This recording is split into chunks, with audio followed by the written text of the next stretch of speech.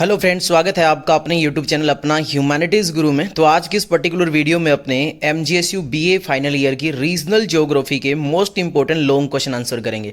मैं इन question answer को अच्छे से एक्सप्लेन करने का प्रयास करूंगा क्योंकि रीजनल ज्योग्राफी है तो यहाँ पर अपनी डिटेल में बात करने वाले हैं कई सारी कंट्री की फिजियोग्राफिक डिवीजन की, उनके अंदर होने वाले मिनरल्स कैसे पाए जाते हैं, वहाँ पे एग्रीकल्चर कैसे होती है, वहाँ का ड्रेनेज सिस्टम कैसा है।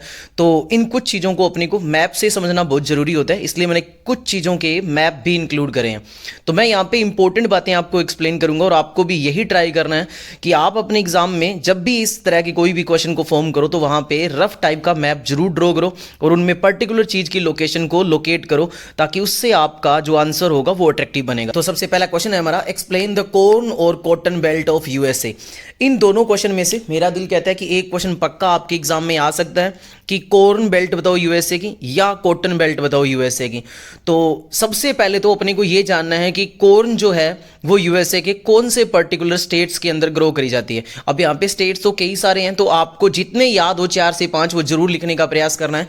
तो ये यूएसए की जो कॉर्न बेल्ट है वो मिड वेस्टर्न रीजन के अंदर पाई जाती है और यहाँ पे हाई कॉर्न के प्रोडक्शन के लिए ये फेमस है। अब बात करें तो यहाँ पे कि कॉर्न क्यों इतना अच्छा होता है, तो यहाँ पे कॉर्न अच्छा होने के लिए कॉर्न के लिए फेवरेबल कंडीशन है और यहाँ की जो फर्टाइल सोइल है। वैसे मैं आपको ये बता देता हूँ कि कॉर्न यानी कि मेज को ग्रो करने के लिए किसी भी तरह की मिट्टी चल जाती है, इतनी अच्छी जरूरी नहीं होता कि फर्टाइल सोइल हो, लेकिन ठीक है यहाँ पे फर्टाइल सोइल होने की वजह से प्रोडक्शन है कॉर्न का वो बड़ा आउटस्टैंडिंग होता है। अब वो स्टेट कौन कौन से है उनके नाम याद करने से पहले ये आपके सामने एक यूएसए का मैप दिया हुआ है और आपको यही ध्यान देना है कि सेम ये मैप आपको एग्जाम में बनाना ही बनाना है। ये मैप का मतलब सिर्फ यूएसए की जो बाउंड्री वाला ऊपर ऊपर का दिखाया ना वो मैप, इसके अंदर के स्टेट चाहे आप मत याद करना, सिर्फ आपको कुछ हद तक इसकी लोकेशन पता होनी चाहिए। अब यूएसए के अंदर ये जो पर्टिकुलर कॉर्न बेल्ट है ये जो मिड वेस्टर्न रीजन है वहां पे ग्रो करी जाती है। मिड वेस्टर्न में भी थोड़ा सा इसकी डायरेक्शन है वो ईस्टर्न साइड में ज्यादा रहती है, जैसे कि आप स्टेट के नाम इनमें देख सकते हो। तो अब आपको स्टेट के नाम तो 4 से 5 याद करने हैं जो कि आप वहां पे अपनी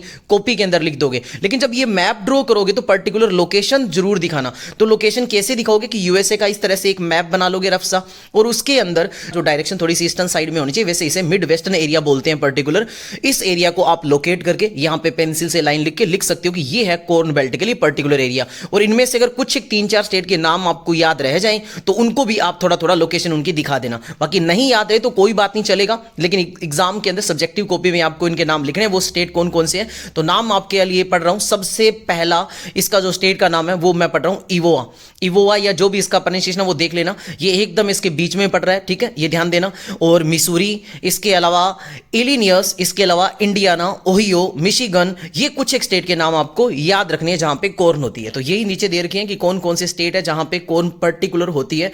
और ये जो ईवा स्टेट है ये बीच में है, इसीलिए इसे heart of the corn belt भी कहते हैं। और इन्हीं चीजों को अंडरलाइन करना है आपको, यही चीजें आपको एग्जाम में मार्क्स दिलवाएगी कि ईवा नाम की जगह उसे heart of the corn belt कहते हैं। कौन कौन से स्टेट है 4 से 5 के नाम याद रखो, एक ईवो है, दूसरा इलिनियस है, इंडियाना है, ओहियो है, ये 4-5 स्टेट के नाम याद कर सकते हो। इसके अलावा नेब्रास्का रीजन है वो भी इंपॉर्टेंट रीजन है। चलो आगे बात करते हैं कि यहां पे जब ये कॉर्न हो रही है तो ऐसी क्या बात है, यहां पे कॉर्न होने के पीछे क्या क्वालिटी है। तो यहां की जो सोइल है वो मोली सोल्स कहलाती है, यानी कि बेसिकली फर्टाइल सोइल है जिसके अंदर आपको न्यूट्रिएंट रिच मात्रा में देखने को मिलते हैं। इसके अलावा यहां पे रेनफॉल है वो मॉडरेट होती है। आपको पता है कॉर्न के लिए बहुत ज्यादा पानी तो नहीं चाहिए होता, बट ठीक ठीक पानी अच्छा चाहिए होता है इसके लिए, तो मॉडरेट रेनफॉल होती है यहां पे। और यहां का जो सीजन है वो पर्टिकुलर कैसा होता है, वार्म ग्रोइंग सीजन होता है, इसलिए यहां पे क्या होती है, कॉर्न अच्छी होती है। और अगर अपने बात कर रहे हैं यूएसए की, तो यूएसए एक ऐसी कंट्री है जिसके पास टेक्नोलॉजी आउटस्टैंडिंग है। तो यहां पे मैकेनाइज्ड फार्मिंग होती है, यानी कि पर्टिकुलर फार्मिंग के लिए मशीन्स मेथड का यूज करा जाता है। और यहां का जो एरिया की बात करें तो ये फ्लैट ट्रेन है, यानी कि प्लेन्स एरिया है यहां पे, इसीलिए यहां पे अच्छे से एग्रीकल्चर हो रही है। इसके अलावा बात करते हैं तो यहां पे एग्रीकल्चर इंफ्रास्ट्रक्चर बहुत अच्छे से डेवलप करा हुआ है। ग्रेन एलिवेटर्स बनाए हुए हैं, इनको अंडरलाइन करना है आपको। ग्रेन एलिवेटर्स वो जगह होती है जहां पे पर्टिकुलर ग्रेन्स को स्टोर करने के लिए रखा जाता है। इसके अलावा कोन्स को वो एथेनॉल बनाते हैं, ये बात आपके लिए बड़ा इंपॉर्टेंट है। एथेनॉल्स बनाया जाता है कोन्स को ही डिफरेंट तरीके से प्रोसीजर वगैरह करके, ये बात आपको ध्यान रखनी है। इसके अलावा यहां पे ट्रांसपोर्टेशन सिस्टम अच्छा है। और अब बात करें इस जो कॉर्न बेल्ट है इसका यूएसए की इकोनॉमी के लिए क्या इंपॉर्टेंस है, तो भाई सिंपल सी बात है, यहां पे कोन्स बहुत ज्यादा मात्रा में होती है, इसीलिए इसको क्या करते हैं, वो एक्सपोर्ट करते हैं। तो एक बात तो ये होगी। दूसरी बात, इससे एथेनॉल बनाते हैं, तो ये भी इंपॉर्टेंट है, जिसका फ्यूल के लिए भी यूज करा जाता है और बहुत सारी इंडस्ट्री में डिफरेंट पर्पज के लिए यूज होता है। इसके अलावा बात करें तो जो कॉर्न होता है वो लाइव स्टॉक को फीड करने के लिए भी काम में आते हैं, तो इसलिए भी ये इंपॉर्टेंट है। इसके अलावा यहां पे सोयाबीन भी ग्रो करी जाती है, लेकिन मेन ये कॉर्न बेल्ट के लिए फेमस है। तो ये इतनी सी बातें अगर आप लिख दोगे, मेन बातें, और ड्रॉ जरूर करोगे मैप। मेरी बात ये याद रखना, किसी भी भाई बहन को नंबर अच्छे चाहिए तो प्लीज ट्राई करना कि रफेज मैप बनाना होता है, मतलब बेसिकली मिलता जुलता मैप सा बना दो, ऐसा नहीं होता, एकदम पर्टिकुलर आपको बनाना आना चाहिए। बस यूएसए से मिलता जुलता बनाओ और आप उसकी डायरेक्शन दिखाओ, जो चीज आप बना रहे हो उसकी लोकेशन थोड़ी सी बता के, और वो बताना एक्सप्लेन करो। तो इससे एग्जामिनर पे इंपैक्ट अच्छा पड़ेगा, उनको लगेगा कि सच में बच्चे को कुछ आता है चीजें। तो आगे बात करते हैं, नेक्स्ट कॉटन बेल्ट की बात कर रहे हैं। कॉटन बेल्ट आपको पता है कि यूएसए का जो 1920 सेंचुरी में जो कॉटन बेल्ट है यूएसए की, जिसके बारे में अपने पर्टिकुलर जिक्र करेंगे, ये कभी बहुत फेमस हुआ करता था 1920 सेंचुरी में, जब कॉलोनियलिज्म का टाइम पीरियड था, मेनली 1920 सेंचुरी में आपको पता है। तो उस टाइम पीरियड के अंदर जो ब्रिटेन वाले हैं वो यहां से सबसे ज्यादा कॉटन को इंपोर्ट करते थे और उनके प्रोडक्ट बना के सेल करा करते थे। आज भी यहां पे कॉटन तो ग्रो करी जाती है, लेकिन एक जो है डिफरेंट आज के टाइम में सोशल कंडीशन अलग होगी, क्योंकि पहले यहां पे जो अमेरिका के अंदर एक तरह से सिविल जो मूवमेंट आया था, उसके पहले यहां पे जो लेबर थी ना, वो एक तरह से स्लेव लेबर के तौर पे चला करती थी। यहां पे स्लेव लेबर काफी फेमस थी, बाद में वो स्लेव लेबर खत्म होगी, तो यहां की सोशल कंडीशन थोड़ी सी चेंज होगी। लेकिन आज भी यहां पे कॉटन ग्रो होता है। आज इसकी इतना रोल नहीं है जितना पास्ट में होता था, लेकिन ये इंपॉर्टेंट एरिया है। अब बात करते हैं कि सर इंपॉर्टेंट एरियाज के नाम कौन कौन से, वो हमें जरूर याद करने होंगे। तो बिल्कुल करने होंगे, 4 से 5 स्टेट जिनमें से फेमस है। मिसिसिपी रिवर, आपको मिसिसिपी रिवर बोल दिया, सॉरी, मिसिसिपी ये एरिया है, वो आपको याद करना है। अलबामा स्टेट आपको याद करना है। टेक्सास का जो पार्ट है, फ्लोरिडा है, ये नाम आपको याद करने हैं। अब अगर आप बात करते हैं कि इसके अगर मैप की थोड़ी सी डायरेक्शन देख लेते हैं, तो ये लो, ये यूएसए का मैप बनाओ और इसके नीचे के पॉइंट में आप लगा सकते हो, यानी कि आपके राइट हैंड की तरफ थोड़ा सा डायरेक्शन में, साउथ में राइट हैंड की तरफ, यानी कि ईस्टर्न साइड में आपको इसको लोकेट करना है। साउथ ईस्टर्न साइड में कॉटन की फेमस बेल्ट है, और ये 1920 सेंचुरी में सदर्न जो यूएसए का पार्ट है उसके लिए इकोनॉमी में बड़ा अहम रोल प्ले करता था, खास तौर से रूरल एरियाज की इकोनॉमी को चलाने के लिए। ये बातें आपको लिखनी है अपने आंसर में, जो मैं बातें बता रहा हूं, और स्टेट के नाम मैंने बता दिए, वो वहां पे लिखने। यहां पे आपको स्टेट लोकेट नहीं करना, सेम ऐसे यूएसए का एक रफ मैप बना के उसका थोड़ा थोड़ा यहां पे पेंसिल से ड्रॉ करके दिखा देना कि ये पर्टिकुलर जो पार्ट है वो यूएसए की कॉटन बेल्ट के लिए फेमस है। इससे बहुत बड़ा इंपैक्ट पड़ेगा, ठीक है। आगे ऊपर कुछ एक बातें बची तो पढ़ लेते हैं। अच्छा, हिस्टोरिकल इंपॉर्टेंस मैंने सीधे ही पढ़ के बता दिया था कि सिविल वॉर होने से पहले पहले की बात करें तो यहां पे काफी ये चल रहा था। सिविल वॉर होने के बाद में कुछ यहां की जो सर्कमस्टांसेस है वो चेंज होगी, क्योंकि यहां पे उससे पहले स्लेव लेबर होती थी, यानी कि जो कॉलोनियलिज्म था आपको पता है, और कॉलोनियलिज्म के अंदर जो ब्रिटेन जैसी कंट्री है वो क्या करती थी, डिफरेंट एरिया से यहां पे स्लेव के तौर पे लेबर्स को लाती थी और काम करवाती थी। बाद में थोड़ी सी सर्कमस्टेंसेस है वो चेंज हो जाती है, ठीक है। और बाद में इसका सोशल इंपैक्ट भी देखने को मिलता है अपने को कि यहां पे कहीं ना कहीं जो एक्सपोर्ट तो करते हैं आज भी कॉटन, लेकिन आज के टाइम में क्या हो गया कि डिफरेंट सर्कमस्टेंसेस वहां पे इवॉल्व हो गई है, डिफरेंट तरह की वहां पे टेक्नोलॉजी आ गई है, तो वहां पे कॉटन का रोल कुछ हद तक कम देखने को मिलता है। तो ये पर्टिकुलर चीजें आपको याद करनी है और इसको लिखना है, ठीक है। और सबसे बड़ी बात है कि यहां पे ये सिंगल ही जो क्रॉप्स उगाई जाती थी उस टाइम में, तो कहीं ना कहीं एक चैलेंज हो रहा था कि पर्टिकुलर एक ही क्रॉप के ऊपर डिपेंड कैसे हो रहे हैं। तो आज की कंडीशन वहां पे चेंज हो रही है, वहां पे डिफरेंट टाइप्स की क्रॉप्स भी ग्रो करने का प्रयास करा जाता है। तो ये बातें आपको ध्यान रखनी है, ठीक है।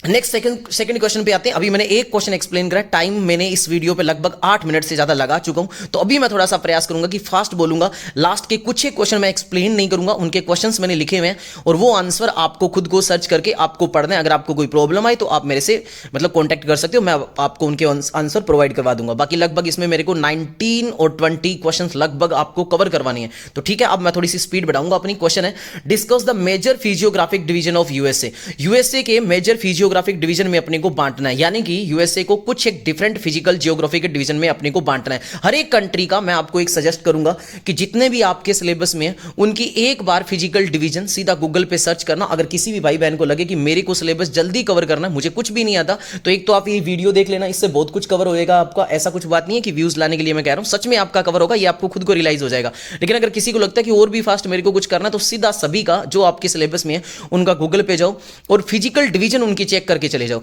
उसके फिजिकल डिवीजन आप चेक करके जाओगे ना, तो एक आधा क्वेश्चन तो सीधा फिजिकल डिवीजन का आएगा ही आएगा। बाकी फिजिकल डिवीजन को ढंग से देख के जाओगे ना, तो उससे रिलेटेड आप कई सारे क्वेश्चन भी आपके एग्जाम में आप अटेम्प्ट कर सकते हो। तो चलो करते हैं ये क्वेश्चन अपना। तो क्वेश्चन है क्या, तो इसकी डिवीजन अपनी को पढ़नी है। अब डिवीजन यहां पे आपके सामने मैंने मैप डाला है यूएसए का, और मैप आपको सिंपल रफ बनाना है, ये बाकी पर्टिकुलर चीजें नहीं दिखानी इतनी, लेकिन इसमें कुछ एक चीजें आपको दिखानी है। तो सर इसमें तो बहुत ज्यादा चीजें, इतनी चीजें कैसे याद रखेंगे, 25 चीजें डिफरेंट मतलब बता रखी है, इसके डिवीजन बता रखे, तो 25 डिवीजन तो पॉसिबल नहीं है। तो अपनी इस वीडियो में 4 से 5 डिवीजन को कवर करा गया। तो मैं आपको कुछ एक डिवीजन के नाम बता रहा हूं, जैसे संख्या नंबर बता रहा हूं, वो आपको चेक करनी है और वो वहां पे आपको दिखानी है। जैसे यहां पे आपको दिखा रखा है एक, जो हमारा 7 नंबर आपको दिख रहा होगा, 7 नंबर आपको डिजिट दिख रहा होगा, ये आपको पर्टिकुलर वहां पे दिखाना है। इसको बेसिकली क्या बोलते हैं, कोस्टल प्लेन्स बोलते हैं। और ये कोस्टल प्लेन कौन सी साइड में है, तो यहां पे अटलांटिक ओशियन लगता है, तो इसे अटलांटिक कोस्टल प्लेन बोल देते हैं। तो ये बात आपको पर्टिकुलर ध्यान में रखनी है, ये आपको लोकेट करना ही करना है वहां पे। तो इसको पेंसिल से थोड़ा सा लोकेट कर देना, कितना आसान है देखो लोकेट करना। इसके अलावा 13 नंबर आपको दे रखा होगा, 13 नंबर आपको दिख रखा होगा, जो मिडिल रॉकी माउंटेन है, ये आपको लगभग इसके आसपास की लोकेशन ऑपरेट करके आप दिखा देना, थोड़ा सा लोकेट करके। और यहां पे रॉकी माउंटेन है, ये इसका इंपॉर्टेंट एरिया कहलाता है। रॉकी माउंटेन कहीं ना कहीं यहां पे डिवीजन का काम करता है इसके पर्टिकुलर एरिया को। और आपको पता है माउंटेन जो एरिया होता है वो कहीं ना कहीं जो वेदर है उसके फिनोमेनन को चेंज करने के लिए रिस्पॉन्सिबल होता है, क्योंकि माउंटेन होगा तो वहां की हवाएं होगी, वो माउंटेन से टकरा के एक तरफ बारिश करवा देगी, एक तरफ नहीं करवाएगी। तो ये शेडो जोन का भी काम करता है माउंटेन, वहां के मॉनसून को इंपैक्ट करने का काम करता है, वहां की जो वेदर फिनोमेनन है उसको चेंज करने का काम करता है। और साथ ही साथ में यहां से कई सारी नदियां हैं जो भी आगे डिस्ट्रीब्यूट होती है। तो ये बात आपको ध्यान रखना है। आपको 10 नंबर दिख रहा होगा आपको, इसको ग्रेट प्लेन बोलते हैं, और ये आपको लिखना ही लिखना है। नीचे वैसे मैं एक्सप्लेन करूंगा, लेकिन 10 नंबर आपको हल्का सा लोकेट कर देना, लगभग यूएसए के बीच का पार्ट है। और इसे ग्रेट प्लेन कहते हैं, ये वो पार्ट है जहां पर यूएसए में एग्रीकल्चर ज्यादा होती है। यही वो पर्टिकुलर रीजन है जहां पे व्हीट बेल्ट अच्छी खासी मात्रा में पाई जाती है। तो वो आप यहां पे बताओगे, ठीक है, क्योंकि प्लेन एरिया है तो ये फर्टाइल रीजन है, तो यहां पे एग्रीकल्चर प्रोडक्शन अच्छा होता है। तो ये आपको बताना ही बताना है। इसके अलावा 4 नंबर आपको दिख रहा होगा साइड में, आप देखो जब आपका राइट साइड है वहां पे आप देखोगे तो 4 नंबर दिखा ब्लू रिज, ये आपको थोड़ी सी पर्टिकुलर बतानी है। और इसी के पास 2 नंबर जो दिखाया हुआ है अपलेशियन प्लेट्यू, ये बड़ा इंपॉर्टेंट प्लेट्यू है, ये एक तरह से माउंटेन का रेंजेस है और वो प्लेट्यू वाला पार्ट है। तो अपलेशियन जो प्लेट्यू है ये आपको लोकेट करके थोड़ा सा दिखाना है, ये इंपॉर्टेंट पार्ट है। बाकी अपने पार्ट इसके कवर करते हैं इसको सब्जेक्टिव मेथड में, तो आपको और ज्यादा चीजें समझ में आ जाएंगी। तो सबसे पहले ये आ गया अटलांटिक कोस्टल प्लेन। तो ये क्या होता है कि eastern seaboard from New York down to Florida and the Gulf of Mexico तक कहते हैं, ये एक्सप्लेन करता है। ये लो फ्लैट लैंड एरिया होता है जहां पे रिवर फ्लो करती है, ये वेटलैंड एरिया होता है। यहां पे सोइल कैसी पाई जाएगी, सैंडी सोइल पाई जाएगी। यहां पे हमें इस्चुअरीज देखी जाएगी जो कि डिफरेंट रिवर के द्वारा बनाई जाती है, ठीक है। और यहां पे अपने क्या देखने को मिलेगा, गल्फ कोस्टल प्लेन भी देखने को मिलेगा वेस्ट साइड तक। और यहां पे सिंपल सी बात है, कोस्टल एरिया है तो यहां पे फिशिंग का काम तो होगा ही होगा। और पक्की पक्की अगर कोस्टल एरियाज है तो यहां पे शिप के जो पोर्ट है वो आपको देखने को मिलेंगे, चाहे वो न्यूयॉर्क हो, चाहे वो न्यू ऑरलियंस हो। ये क्लास 12th में अगर आपके पास ज्योग्राफी थी तो आपने इसको पर्टिकुलर इसकी मैप की लोकेशन भी आपने करी होगी, ठीक है। इसके अलावा यहां पे एग्रीकल्चर भी अच्छा होता है। सेकंड पॉइंट जो है वो है अपलेशियन हाईलैंड, और वो मैंने आपको थोड़ा सा दिखाने का प्रयास भी करा था मैप में, तो वो आपको लोकेट भी करना है। जो चीजें आप लोकेट कर पाओ उनको थोड़ा थोड़ा पेंसिल से लोकेट कर देना। अच्छा सर लोकेट हमें एग्जैक्ट नहीं कर पाए, तो एग्जैक्ट कहां करना होता है, एग्जैक्ट तो तब करते हैं ना जब एक एक पर्टिकुलर की स्टेट की बाउंड्री ड्रॉ करी होती है। आपको तो सिंपल पेंसिल से मैप बना के उसके नियर अराउंड का भी एरिया आप लोकेट कर दोगे तो भी वो चलेगा। हल्का फुल्का आपको लोकेशन थोड़ी बहुत ऊपर नीचे होगी तो कोई दिक्कत नहीं है, तो वो आपको लोकेट करना है। यहां पे बोलते हैं तो क्या बात करते हैं, इसकी लोकेशन क्या है, east of the Mississippi river के पास ये पड़ता है। और इसकी जो स्ट्रेचिंग है यानी कि कहां तक जाता है, अल्बामा से लेके कनाडा, कनाडा कहां, इस अमेरिका से जस्ट ऊपर नॉर्थ में पड़ता है, तो वहां तक ये जाता है अपलेशियन हाईलैंड, ठीक है। यहां पे ओल्ड इरोडेड माउंटेन पाई जाती है जिसको अपलेशियन माउंटेन भी कहते हैं, और ये यहां की इंपॉर्टेंट माउंटेन रेंज है, तो इसको आपको कवर करके जाना है, ध्यान देना है इसको, ठीक है। रिच यह है यहां पे, ये जो अपलेशियन हाईलैंड है ये किस चीज में रिच है, तो यहां पे कोयला और बाकी डिफरेंट तरह के मिनरल्स है वो यहां पे पाई जाती है। और इसी के पास नीचे मैंने आपको 4 नंबर दिखा के दिखाया था कि यहां पे ब्लू रिज माउंटेन भी ये पाई जाती है, तो ये यहां पे जरूर लोकेट कर देना। इसके बाद बात करते हैं इंटीरियर प्लेन, और इंटीरियर प्लेन में मैंने आपको 10 नंबर पॉइंट ऊपर दिखा रखा था और मैंने कहा था ये ग्रेट प्लेन है, तो ये ग्रेट प्लेन को आपको आंखों से निकाल के जाना है। और ये इंटीरियर प्लेन कहां पड़ता है, तो ये कहते हैं कंट्री का सेंट्रल पार्ट है, और ये बिल्कुल बीच में ही कंट्री के पड़ रहा था। ये देखो 10 नंबर जो लिखा हुआ है कंट्री के बीच में है बिल्कुल, तो इसीलिए सेंट्रल पार्ट ऑफ यूएसए भी इसे कहते हैं। और ये क्या होता है कि इसका जो ये है, ये अपलेशियन माउंटेन से लेके रॉकी माउंटेन के बीच में पड़ता है। देखो इधर तो है अपलेशियन माउंटेन, ये देखो इधर आप 2 नंबर को देखो, ये अपलेशियन माउंटेन की रेंज है, और इधर मैंने 13 नंबर को दिखाया ये रॉकी माउंटेन की रेंज है। तो इनके बीच का लगभग ये एरिया पड़ रहा है, तो इनके बीच में पड़ रहा है, कितनी आसान बात होगी, एक लाइन हमें एक्स्ट्रा मिल गई, इनका बीच का एरिया पड़ रहा है। ये बात आप लिख सकते हो। यहां का जो स्लोप होगा वो बेसिकली कैसा होगा, यहां पे फर्टाइल सोइल पाई जाएगी, एकदम जेंटल रोलिंग लैंड होगी यहां पे देखने को मिलेगा यहां पे।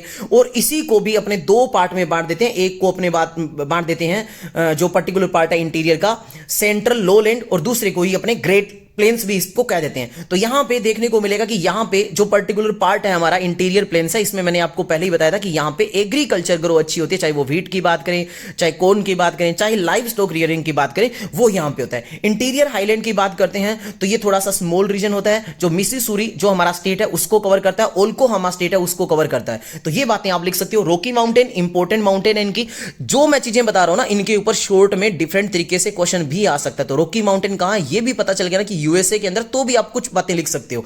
ठीक है, अब रॉकी माउंटेन की वेस्टर्न यूएसए के अंदर पड़ता है, ये देख लो, चाहे वेस्टर्न साइड में है, इसकी लोकेशन है कौन सी साइड में, वेस्टर्न साइड में। 13 नंबर का आप चेक कर सकते हो कहां पे, वेस्टर्न साइड के अंदर लगभग इसकी लोकेशन पड़ती है। तो रॉकी माउंटेन है हमारा, वो कहां है, वेस्टर्न साइड में, ये बात आप लिख दोगे। ठीक है, और क्या बताओगे, और क्या बताएंगे इसके बाद कि ये लगभग न्यू मैक्सिको से नीचे, फ्रॉम न्यू मैक्सिको से होते हुए ऊपर कनाडा तक जाता है, मतलब नीचे तक इसकी स्ट्रेंथ फैली हुई है और ऊपर कनाडा तक जाता है। तो ये कहीं ना कहीं कॉन्टिनेंटल डिवीजन का काम भी करता है, और ये लगभग है इसकी पीक है वो 14,000 फीट तक फैली हुई है, ये बात आपको याद रखना है। और ये देखो लिखा हुआ है यहां पे कि डिवाइड द कॉन्टिनेंटल हाइड्रोलॉजिकल, यानी कि एक तरह से कॉन्टिनेंटल डिवाइड का ये काम करता है। और ये जो रॉकी माउंटेन है यहां पे डिफरेंट टाइप्स के फॉरेस्ट देखने को मिलते हैं, मिनरल्स देखने को मिलते हैं, ये इंपॉर्टेंट बातें हैं आपको ध्यान रखनी है। इसके अलावा यहां पे कुछ एक पॉइंट मैंने और डाले हैं, जिसमें डाला है इंटर माउंटेन प्लेट्यू, जिसमें आपको लिख सकते हो कि बेसिन एंड रेंज, जिसमें कोलंबिया प्लेट्यू इंपॉर्टेंट है। तो थोड़ा सा इनको आंखों से निकाल देना, ये इतने इंपॉर्टेंट नहीं है। इनकी एक एक दो दो लाइन अगर आप लिख दोगे तो क्या होगा कि आंसर की जो फॉर्मेशन है वो लेंथ बढ़ जाएगी, बाकी ज्यादा इंपॉर्टेंट नहीं है। इनके अलग से क्वेश्चन पूछे जाने की संभावना कम होती है।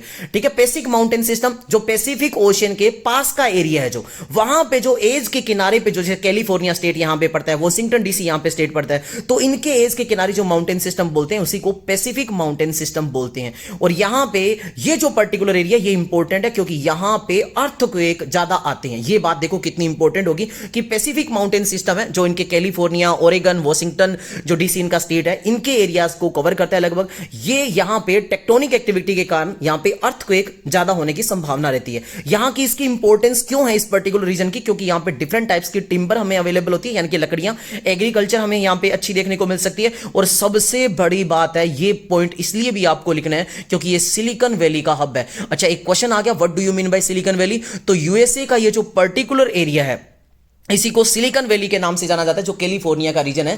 ठीक है, इसी को सिलिकॉन वैली के नाम से क्यों जाना जाता है, क्योंकि यहां पे हाई टेक इंडस्ट्रीज लगी होती है। और इंडिया का सिलिकॉन वैली अपने किसको बोलते हैं, तो आपको पता होगा बेंगलुरु को बोलते हैं। तो सेम ऐसे ही ये पूरी दुनिया का सिलिकॉन वैली है, यहां पे हाई टेक इंडस्ट्रीज लगी होती है। ठीक है, तो ये बात आपको ध्यान देनी है। नेक्स्ट क्वेश्चन की ओर चलते हैं। क्वेश्चन है हमारा, discuss the plantation agriculture of Brazil. Brazil की जो प्लांटेशन एग्रीकल्चर है वो बताते हैं। तो ब्राजील का ये क्वेश्चन इंपॉर्टेंट है। सबसे पहले तो बात करते हैं कि प्लांटेशन एग्रीकल्चर है वो ब्राजील का एक कहते हैं इंपॉर्टेंट, उसकी इकोनॉमी में अहम रोल प्ले करता है। और ये कहीं ना कहीं इसकी जो रूट है वो कॉलोनियलिज्म के टाइम से शुरू हुई है। ये क्लास 12th की ज्योग्राफी जब आपने पढ़ी थी तब आपने एक लाइन पढ़ी होगी कि प्लांटेशन एग्रीकल्चर को इंट्रोड्यूस करने वाले ही कौन थे, यूरोपियंस ही थे। तो यूरोपियंस ने जहां जहां पे रूल करा वहां वहां पे प्लांटेशन क्रॉप्स ग्रो कर दी। अच्छा, प्लांटेशन क्रॉप बेसिकली कहते हैं किसको, जिसके अपने प्लांट को ग्रो कर देते हैं। और प्लांट के ग्रो करने के बाद चाहो तो इसको मतलब ट्रांसपोर्ट भी कर सकते हैं एक एरिया से दूसरे एरिया पे, मतलब एक बार ग्रो करने के बाद इसको डिफरेंट एरिया पे दूसरी जगह पर लगाया जा सकता है। तो प्लांटेशन बेसिकली क्या होता है, जिसका प्लांट लगाते हैं। और इसमें इंपॉर्टेंट प्लांटेशन क्रॉप में अपने पढ़ेंगे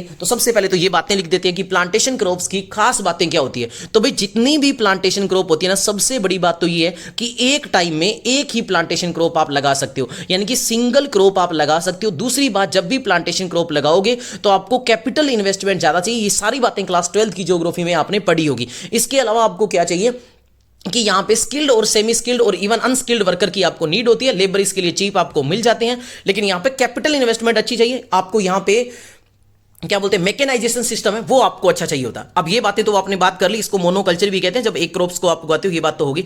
नेक्स्ट बात करते हैं कि इनमें कौन कौन सी प्लांटेशन क्रॉप लगाई जाती है। तो सबसे इंपॉर्टेंट इनकी है सुगर केन और कॉफी। इनको तो भूलना ही मत, दुनिया में सबसे ज्यादा अगर कॉफी होती है तो वो यही होती है, किसमें, ब्राजील में।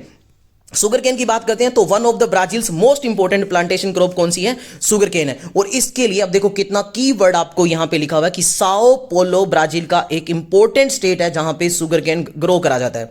और Brazil is the world's largest producer of sugar and ethanol. Ethanol का प्रोडक्शन में और शुगर के प्रोडक्शन में ये इंपॉर्टेंट है। वैसे दुनिया में सबसे ज्यादा sugar cane I think Cuba के अंदर होती है, मैं जहां पे गलती ना करूं तो इसे दुनिया का चीनी का कटोरा कहते हैं क्यूबा, ठीक है। तो इसके हिसाब से ये ब्राजील एक अच्छा रोल प्ले करता है शुगर केन के प्रोडक्शन में। हाँ, शुगर की मात्रा अगर अपने देखें चीनी के प्रोडक्शन में तो अभी हाल ही फिलहाल लास्ट ईयर की बात है आई थिंक, जहां पे इंडिया ने इसको ओवरटेक कर दिया था। वैसे पहले ब्राजील आ रहा था सबसे ज्यादा चीनी बनाने के मामले में, लेकिन उसके बाद इंडिया आ गया था। तो ये बात आप लिख सकते हो कि बेसिकली कि ब्राजील है वो वर्ल्ड का लार्जेस्ट प्रोड्यूसर शुगर का और एथेनॉल का। एथेनॉल कहीं ना कहीं एक बायोफ्यूल के तौर पर काम करा जाता है, जैसे कॉर्न से बनाया जाता है सेम वैसे ही शुगर केन से भी बनाया जाता है। ये बात आपको याद रखनी है। और कॉफी की बात करें तो कॉफी इनके सदर्न ईस्टर्न स्टेट, आप देखो इस बात को अंडरलाइन कर रहे हैं, जैसे साओ पोलो स्टेट इनका इंपॉर्टेंट है शुगर केन के प्रोडक्शन के लिए, सेम वैसे ही आप बात क्या लिखोगे, इसका सदर्न जो ईस्टर्न स्टेट है जिसमें नाम दे रखा है मिनास गेरीज करके, ये स्टेट साओ पोलो स्टेट, ये कुछ एक स्टेट क्या है इंपॉर्टेंट है कॉफी के प्रोडक्शन में। और कॉफी दुनिया के अंदर सबसे ज्यादा प्रोड्यूस करी जाती है वो ब्राजील के अंदर ही करी जाती है। अब थोड़ा सा लिख देना कि ब्राजील के अंदर इसके लिए फेवरेबल क्लाइमेट और फेवरेबल कंडीशन देखने को मिलती है कॉफी के लिए, इसलिए यहां पे कॉफी के फेजेंडाज है, ये कॉफी के जो पर्टिकुलर पार्ट है वो ज्यादा लगाए जाते हैं। इसके अलावा यहां पे सोयाबीन भी एक मेसी प्लांटेशन के तौर पर उगाया जाता है। और सोयाबीन के अंदर अगर इसके जो स्टेट की बात करें तो ये सेंट्रल वेस्टर्न स्टेट है। कौन से? सेंट्रल वेस्टर्न स्टेट है, जिनमें एक का नाम है माटो ग्रोसो करके, ये स्टेट है यहां का इंपॉर्टेंट है, ठीक है। नेक्स्ट बात करते हैं कॉटन की। तो कॉटन भी यहां के इसी स्टेट में, जिस स्टेट में सोयाबीन उगाई जाती है उसी स्टेट में कॉटन उगाई जाती है, जिसका नाम है माटो ग्रासो।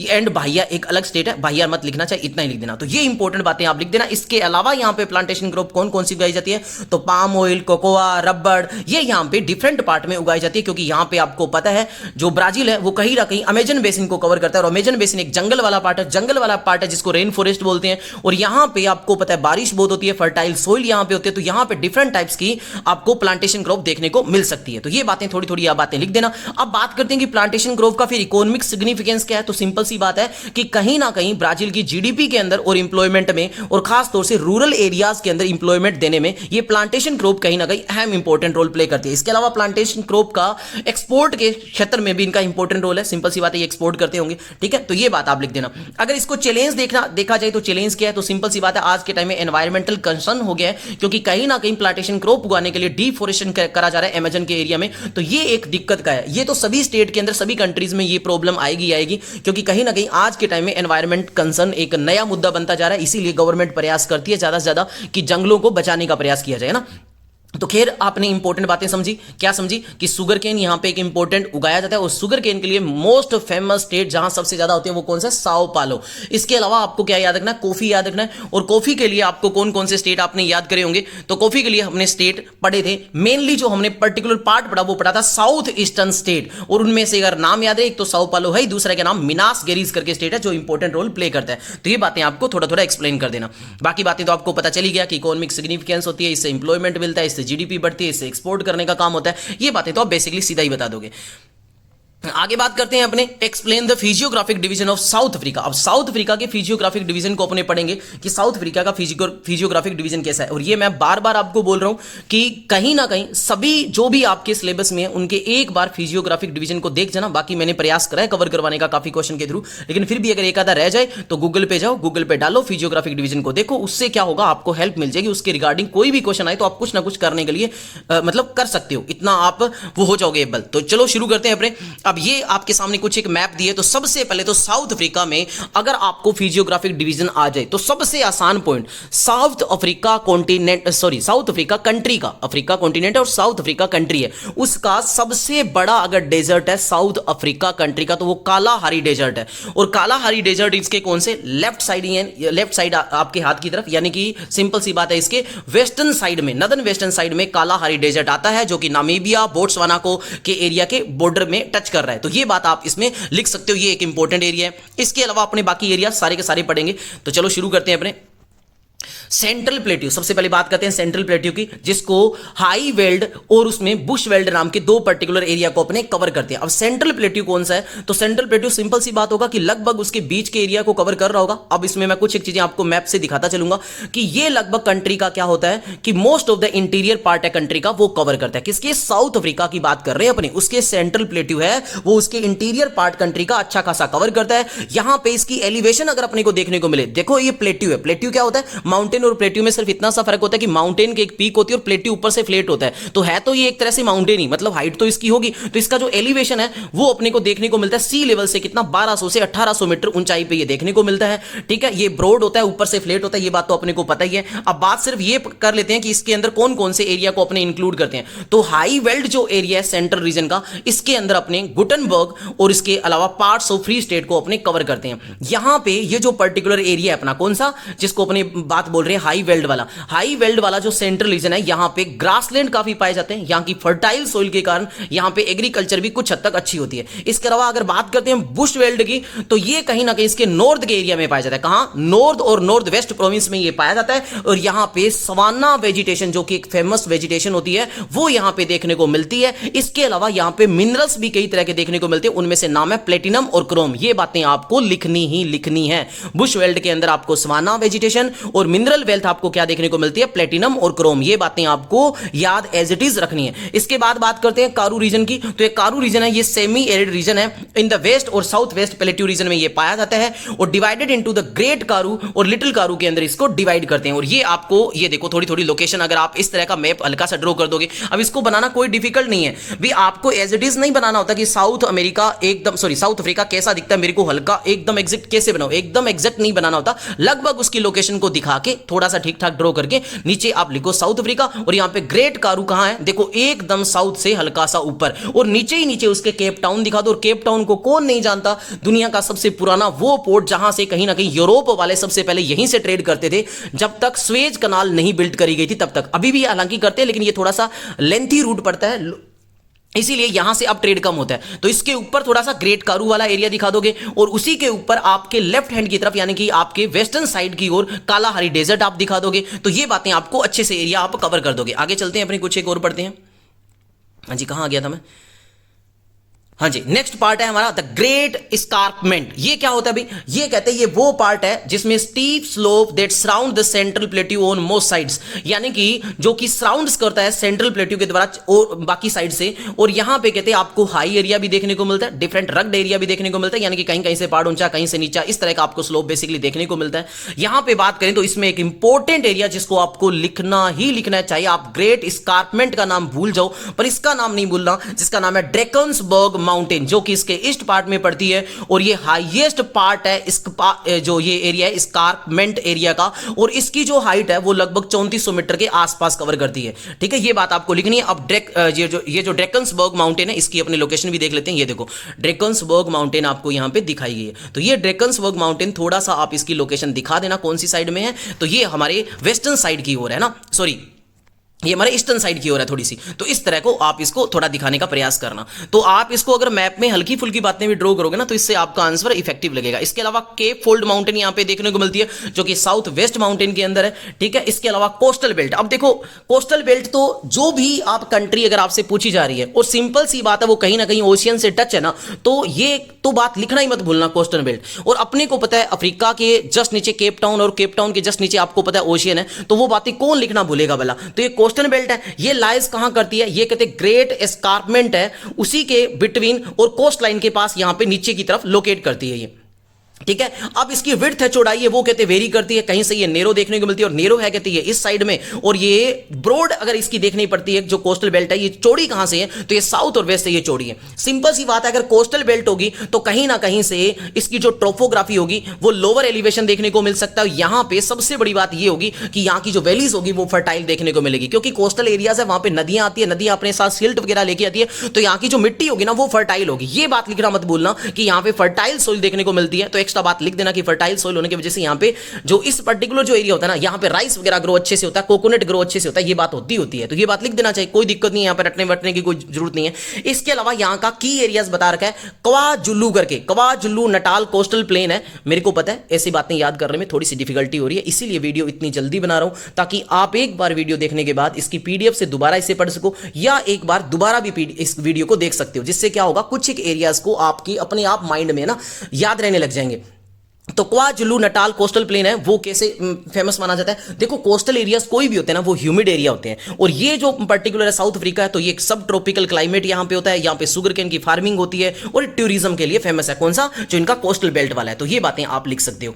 इसके अलावा बात करते हैं तो इसके ईस्टर्न और सदर्न केप की बात करें तो यहाँ पे फर्टाइल और डाइवर्स जो गार्डन रूट है वो अपने को देखने को मिलते हैं। ये ज्यादा इंपॉर्टेंट नहीं है, लेकिन थोड़ी सी बात अगर आप करना चाहो तो एक बात लिख सकते हो कि एडिशनल नोट्स में जो बातें डाली है रिवर्स की, major rivers like the Orange river, Limpopo and Vaal cut through these regions often forming border. कहते हैं ये जो पर्टिकुलर एरिया इनके बीच में से ऑरेंज रिवर, अब देखो कितनी इंपॉर्टेंट बात है, क्वेश्चन बन गया शॉर्ट क्वेश्चन की ऑरेंज रिवर कहां पे देखने को मिलती है, तो आप सिंपल सी बात ये अगर बता दोगे कि ऑरेंज रिवर हमें देखने को मिलती है साउथ अफ्रीका में, लिम्पोपो रिवर कहां पे देखने को मिलती है, साउथ अफ्रीका में। तो ये कितनी अच्छी बात है, ये आपके शॉर्ट क्वेश्चन को आपके कवर करे जा रहे हैं। यहां पे मिनरल्स रिसोर्स अपने को क्या देखने को मिलते हैं, तो जो प्लेट्यू रीजन्स होते हैं ये आपको पता है रिच होते हैं मिनरल्स में, क्योंकि पहाड़ होते हैं, पहाड़ों के अंदर मिनरल्स पाए जाते हैं, वाइड वैरायटी में यहां पे मिनरल्स देखने को मिलते हैं। और आपको पता है जो साउथ अफ्रीका है वहां तो डिफरेंट टाइप्स के मिनरल देखने को मिलते हैं, इवन प्लेटिनम देखने को मिलता है, गोल्ड देखने को मिलता है, ठीक है, कोयला तो खैर देखने को मिलता ही मिलता है, और डिफरेंट टाइप के मिनरल्स भी देखने को मिलते हैं। तो वो बातें आप थोड़ा सा लिख सकते हो। आई थिंक इसमें ऑरेंज रिवर वगैरह दिखाई हुई है, अगर दिखाई हुई है तो मैं थोड़ा सा आपको लोकेशन जरूर दिखाऊंगा। ये देखो दिखा रखी है। तो कालाहारी डेजर्ट के जस्ट नीचे आप थोड़ा सा ऑरेंज रिवर को मेंशन कर सकते हो। इसके अलावा वाल रिवर मेंशन कर सकते हो आप। जो ड्रैकन्सबर्ग हमने माउंटेन रेंज दिखाई है उसके जस्ट ऊपर यानी कि बीच के एरिया में आप वाल रिवर को मेंशन भी कर सकते हो। तो ये कुछ एक अगर आपने थोड़ा थोड़ा इसको माइंड में ध्यान रख लिया ना, तो ये बड़ा इंपॉर्टेंट एरिया है। ये बहुत इंपॉर्टेंट बातें होती है जिनको आप मैप में लोकेट करने से अपने आंसर को इफेक्टिव बना सकते हो। चलो आगे बात करते हैं अपने नेक्स्ट क्वेश्चन की ओर। 30 मिनट हुए, भी थोड़ा थोड़ा बोलने में भी दिक्कत हो रही है क्योंकि गर्मी में बैठा हूं, पंखा चलाने से वीडियो के अंदर साउंड ना आए इसीलिए मैं पंखे को बंद करके बैठा हूं। तो गर्मी लग रही है, पसीने से भीग चुका हूं, तो थोड़ी थोड़ी प्रॉब्लम होगी, तो प्लीज एडजस्ट करना। नेक्स्ट क्वेश्चन है हमारा, give the details of major river drainage system of Brazil. Brazil का जो मेजर रिवर सिस्टम है ये अपने को कवर करना है। देखो वैसे तो किसी भी जो आपका यूनिट है और किसी भी जो आपकी कंट्री यहाँ पे देर का, चाहे नेपाल हो, चाहे बांग्लादेश हो, चाहे श्रीलंका हो, चाहे यूएसए हो, चाहे साउथ अफ्रीका हो, चाहे ब्राजील हो, है ना, ये कोई भी दिया हो, इसका किसी का भी ड्रेनेज सिस्टम पूछा जा सकता है। लेकिन मैंने वो कवर करने के प्रयास करे हैं जो कहीं ना कहीं पीछे के एग्जाम में क्वेश्चन ज्यादा पूछे गए हैं, वो क्वेश्चन सारे ही कवर करने के प्रयास करें। तो इसमें अपने ड्रेनेज सिस्टम जानने का प्रयास करेंगे, किसका? ब्राजील का। और ब्राजील, ये बात भी लिख सकते हो, देखो किसी कंट्री के बारे में जो बातें आपको एडिशनल इंफॉर्मेशन है वो लिखो। आपको पता है ब्राजील कहां पड़ता है?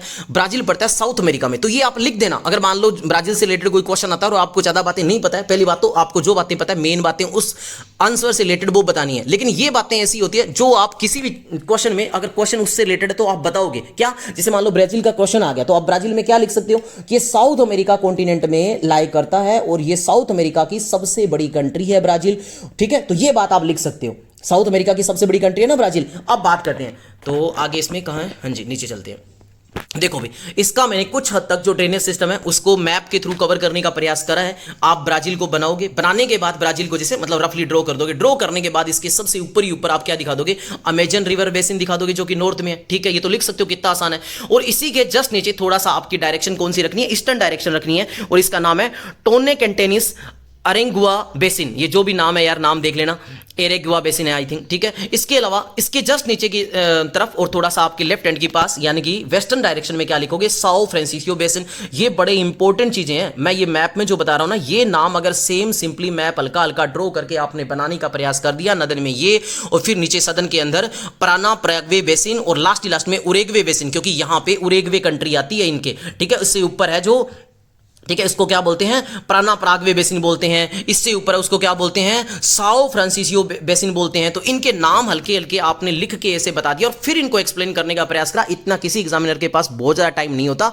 कि वो डीप में स्टडी करे, वो सिर्फ ये देखता है कि हाँ बच्चे को कुछ कितनी बातें पता है। एग्जैक्टली आपसे ब्राजील के बारे में पूछा तो कई ऐसे भी भाई बहन होंगे जिनको ब्राजील के बारे में कुछ पता सता नहीं होगा। वो ड्रेनेज सिस्टम में कई ऐसे होंगे जो ब्राजील के अंदर एक्सप्लेन करके आएंगे कि गंगा यहाँ की सबसे बड़ी रिवर है, ब्रह्मपुत्र यहाँ पे बहती है, इंडस वैली घाटी यहाँ पे मिलती मिलती है, ऐसे ऐसी कुछ बातें लिख के आएंगे, देख लेना, ऐसे स्टूडेंट भी देखने को मिलेंगे। तो आप अगर अहम बातों को लिख रहे हो ना, मेन पॉइंट्स को कवर कर रहे हो, तो ये बहुत बड़ी बात होगी आपके लिए। चलो शुरू करते हैं। अमेजन रिवर बेसिन, तो सबसे इंपॉर्टेंट रिवर जो मैं कहता हूं कि कोई भी भाई बहन भूलने का प्रयास करेगा ना तो भी धक्के से उसके याद हो जाएगी कि ये लार्जेस्ट ड्रेनेज सिस्टम है ब्राजील का, और इवन दुनिया के अंदर भी लार्जेस्ट सिस्टम है। आपको पता है दुनिया की सबसे बड़ी नदी है वो नाइल रिवर कहा जाता है, लेकिन वैसे अमेजन रिवर है, क्योंकि अमेजन रिवर की अपने लेंथ नहीं माप सकते, क्योंकि इसका जो है ना पर्टिकुलर इसका सिस्टम है वो पता ही नहीं चलता, जंगल के अंदर से जा रही है तो कहां कितनी लेंथ में फैली हुई, इसकी एग्जैक्ट लेंथ नहीं मापी जा रही। तो ये दुनिया का सबसे एक तरह से जो लार्जेस्ट ड्रेनेज सिस्टम है, लगभग 7 मिलियन स्क्वायर किलोमीटर ये कवर करता है, और ब्राजील का 60% यही कवर करता है। कितनी बड़ी बात है अगर यही लिख दिया तो। और मेन रिवर इसमें अमेजन रिवर है, इसके अलावा अमेजन की ट्रिब्यूटरी रिवर, और ट्रिब्यूटरी रिवर वो रिवर होती है जो किसी नदी के साथ में बहती है, ठीक है, छोटी नदियां होती है जो किसी नदी के साथ में बहती है। तो इसमें 2-3 नदियों के नाम याद रख लो, अमेजन रिवर तो याद रहेगा, अमेजन सही, एम साउंड है ना इसमें, अमेजन में हालांकि ए साउंड है लेकिन एम पे जोर पड़ रहा है, तो सेम ऐसे ही एम पे जोर देने वाली रिवर है मदिरा या मेदिरा रिवर, वो याद रह जाएगा। सेम निग्रो यहां पे आपको पता है अफ्रीका के अंदर जो रहने वाली प्रजाति होती है उनको निग्रो बोलते हैं, लेकिन ये साउथ अमेरिका है, तो यहां पे निग्रो नाम से या नेग्रो नाम से एक रिवर है, उसको थोड़ा सा याद कर देना, ठीक है। ये 2-3 नदी के नाम भी आपने ट्रिब्यूटरी लिख दिया, और इसके आगे ब्रह्मस्त्र होता है हमारे पास जिसका नाम होता है एक्सेट्रा, वो लगा देना, ठीक है। आगे बात करते हैं, ये कहते हैं जो हमारी अमेजन रिवर है वो किसके अंदर जाके बाद में गिरती है, तो वो गिरती है अटलांटिक ओशन में। इनकी जितनी भी नदी है ना मेनली वो सारी की सारी ब्राजील की कहां जाती है, अटलांटिक ओशन में, क्योंकि साउथ अमेरिका के जो साइड में अपने को ओशियन देखने को मिलता है, जो इसके राइट हैंड की तरफ या मैं ऐसे बोलूं ईस्टर्न साइड में, तो वो अटलांटिक ओशन ही देखने को मिलता है, तो अटलांटिक ओशन में जाती है, ठीक है। ये बात अपने लिख देंगे। अब ये कहते हैं इसकी सिग्निफिकेंस क्यों है इतनी, तो इसकी सिग्निफिकेंस है अमेजन रिवर की, क्योंकि यहां पे अमेजन रेन फॉरेस्ट है, और ये जो रेन फॉरेस्ट है ये दुनिया का रिच बायोडाइवर्सिटी रखता है, और साथ ही साथ में ये वाटर रिसोर्स के लिए इंपॉर्टेंट है ही है। इसके बाद दूसरा जो अपनों ने नाम पढ़ा था ऊपर, जिसका नाम था टोकेटिनस अराग्वा बेसिन करके, ये सेंट्रल और नदर्न ब्राजील के अंदर आता है। यहां की जो रिवर है, रिवर का ही वही नाम है क्या, टोकेटिनो और अराग्वा रिवर है, और ये भी कहां जाती है, अटलांटिक ओशन में जाती है। ये किससे अलग बहती है, अमेजन रिवर से अलग बहती है। इसकी इंपॉर्टेंस क्यों है, क्योंकि कहते हैं ये हाइड्रो इलेक्ट्रिक पावर को जनरेट करने में इंपॉर्टेंट है, और साथ ही साथ में वहां के एग्रीकल्चर एरियाज को प्रोस्पर करने के लिए जिम्मेदार मानी जाती है। इसके अलावा तीसरा अपनों क्या पढ़ा था, साओ फ्रांसिस्को रिवर बेसिन पढ़ा था। ये बेसिकली कहां, सदर्न ईस्टर्न पार्ट है जो ब्राजील का, उसको कवर करता है, और यहां की रिवर का नाम भी क्या है, वही मेन रिवर है। इसके अलावा इसकी ये कहां से फ्लो करती हुई जाती है, वो एरियाज के नाम बता के वो मत याद रखना, और ये बाद में किसके अंदर जाती है, अटलांटिक ओशन में जाती है। ये किसके लिए इंपॉर्टेंट है, तो भाई सिंपल सी बात है, इरिगेशन मेथड यहां पे काम आने के लिए इंपॉर्टेंट है, ड्रिंकिंग वाटर लोगों को अवेलेबल करवाती है, एनर्जी के लिए इंपॉर्टेंट है। अब इसके लिए सबसे इंपॉर्टेंट बात है वो नहीं बोलना, इसे रिवर ऑफ नेशनल यूनिटी भी कहते हैं। किसे, साओ फ्रांसिस्को रिवर को रिवर ऑफ नेशनल यूनिटी भी कहते हैं, ये बात आपको नहीं बोलना। नेक्स्ट है प्राना प्रागवे बेसिन। प्राना प्रागवे बेसिन है वो मेन रिवर है, यहां की कौन कौन सी, प्राना प्रागवे और उरेग्वे के एरिया में ये जाती है, और ये फ्लो कहां करती है, तो ये अर्जेंटीना का एरिया जिसको बोलते हैं अपने बेसिकली रियो डे ला प्लाटा, तो ये नाम नहीं याद रहेगा, मुझे पता है बहुत सारों के, तो आप खाली लिख देना अर्जेंटीना के अंदर ये फ्लो करती है, ठीक है। इसकी ट्रिब्यूटरी के बारे में अगर याद रहे तो ठीक है, नहीं तो मत लिखना, क्योंकि ट्रिब्यूटरी हमें अमेजन रिवर की जरूर बता देना, एक आधी इनकी छोड़ देना। सिग्निफिकेंस किसी भी रिवर के बारे में अगर लिखने हो तो एग्रीकल्चर होगी, एनर्जी जनरेट करने के लिए होगी, तो वही बात यहां पे है। बस सिर्फ नदियों के नाम अगर आप याद रख लो और उसको हल्का हल्का रफ मैप बना के लोकेट कर दो, कौन सी किसकी लोकेशन कहां पड़ती है, जैसे अमेजन रिवर है वो सबसे ऊपर है, इस तरह से आप अगर लोकेट कर दिया आपने रफ मैप बना के, तो मैं कहता हूं कि सोने पे सुहागा, आपका एग्जाम एकदम बढ़िया होगा, आपके नंबर एकदम अच्छे आएंगे, ठीक है। नेक्स्ट की बात कर लेते हैं, उरेग्वे रिवर बेसिन। इसकी मेन रिवर है वो उरेग्वे रिवर है, ये फ्लो कहां करता है, ये भी पर्टिकुलर उसी अर्जेंटीना के एरिया में फ्लो करता है। ये किस लिए काम आता है, हाइड्रो पावर जनरेट करने के लिए काम आता है, और ये बॉर्डर करता है कई सारी जो बीच की कंट्री होते हैं उनके बीच में बॉर्डर करने का काम करता है, ठीक है। तो ये इतनी बातें बता देना बहुत है, लास्ट के लिखने की कोई जरूरत नहीं है। नेक्स्ट क्वेश्चन है हमारा, क्वेश्चन का नाम है describe the agriculture region of China. अब चाइना का एग्रीकल्चर रीजन बताओ, तो भाई चाइना दुनिया की आपको पता है आज के टाइम में फास्ट ग्रो करने वाली इकोनॉमी है। ये बातें जब भी चाइना की इकोनॉमी के बारे में मान लो पूछ लिया जाए कि चाइना के अंदर कौन से मिनरल्स मिलते हैं, चाइना की इकोनॉमी कैसी है, तो आप बेसिक बातें पहले बताओ कि चाइना दुनिया के अंदर साइज के अंदर अगर बात करें तो तीसरे नंबर की कंट्री बताई जाती है चाइना। वैसे कई जगह पे कहा जाता है हाँ तीसरे नंबर की, कई जगह पे चौथे नंबर की लार्जेस्ट कंट्री भी देखने को मिलेगा, लेकिन मेरे अकॉर्डिंग ये थर्ड लार्जेस्ट है, अगर इनमें इसका जो वाटर का एरिया भी इंक्लूड कर लिया जाता है तो ना। तो इसमें क्या बात करें तो ये लगभग सभी चीजों में जितनी भी लगभग एग्रीकल्चर है, चाहे राइस की बात करें तो राइस की बात कर लो, चाहे कोयले की बात कर लो, चाहे आज के टाइम में गोल्ड की बात कर लो, इन सब में चाइना नंबर 1 है। तो जिन जिन में चाइना नंबर 1 है ना, वो तो लिख देना, वो आपको एडिशनल पॉइंट के तौर पे चाहे एक्सप्लेन कर देना जिस भी पॉइंट के बारे में आपसे पूछा जाए तो। चलो खैर इसकी बात कर लेते हैं कि यहां पे एग्रीकल्चर किस किस की होती है।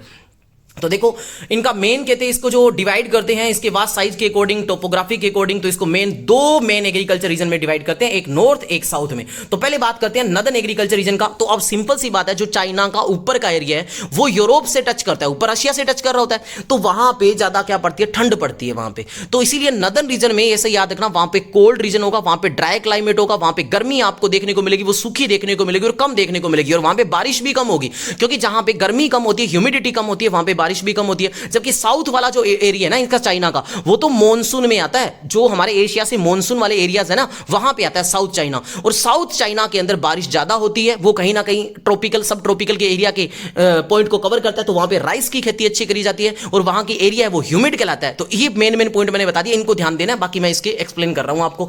लोकेशन की बात करते हैं तो north China plain, north east China जिसमें मंचूरिया रीजन है, इसको आप इंक्लूड करोगे। इसके अलावा इसका लोइस्ट प्लेट्यू रीजन है, इसको आप इंक्लूड करोगे। यहां पे जो क्लाइमेट होता है वो टेम्परेट देखने को मिलता है, यहां ठंड ज्यादा होती है, कोल्ड विंटर होती है, समर होगी वो सीधी हॉट देखने को मिलेगी, ह्यूमिडिटी कम होगी, और यहां पे रेनफॉल कम होगा साउथ के कंपैरेटिवली, क्योंकि यहां पे मॉनसून नहीं आता। मॉनसून जो मेनली आता है वो साउथ चाइना के अंदर आता है।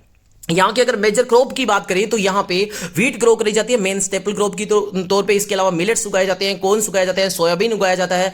फार्मिंग स्टाइल की बात करें तो भाई कहीं ना कहीं इनका फार्मिंग स्टाइल तो भाई मैकेनाइज है एकदम प्रॉपर तरीके से। दुनिया में 2040 तक कहा जाता है कि दुनिया की यूएसए को ओवरटेक कर देगी, सबसे बड़ी इकोनॉमी बन जाएगी, और कोरोना के टाइम पे एक बार तो बन भी गई थी, ठीक है।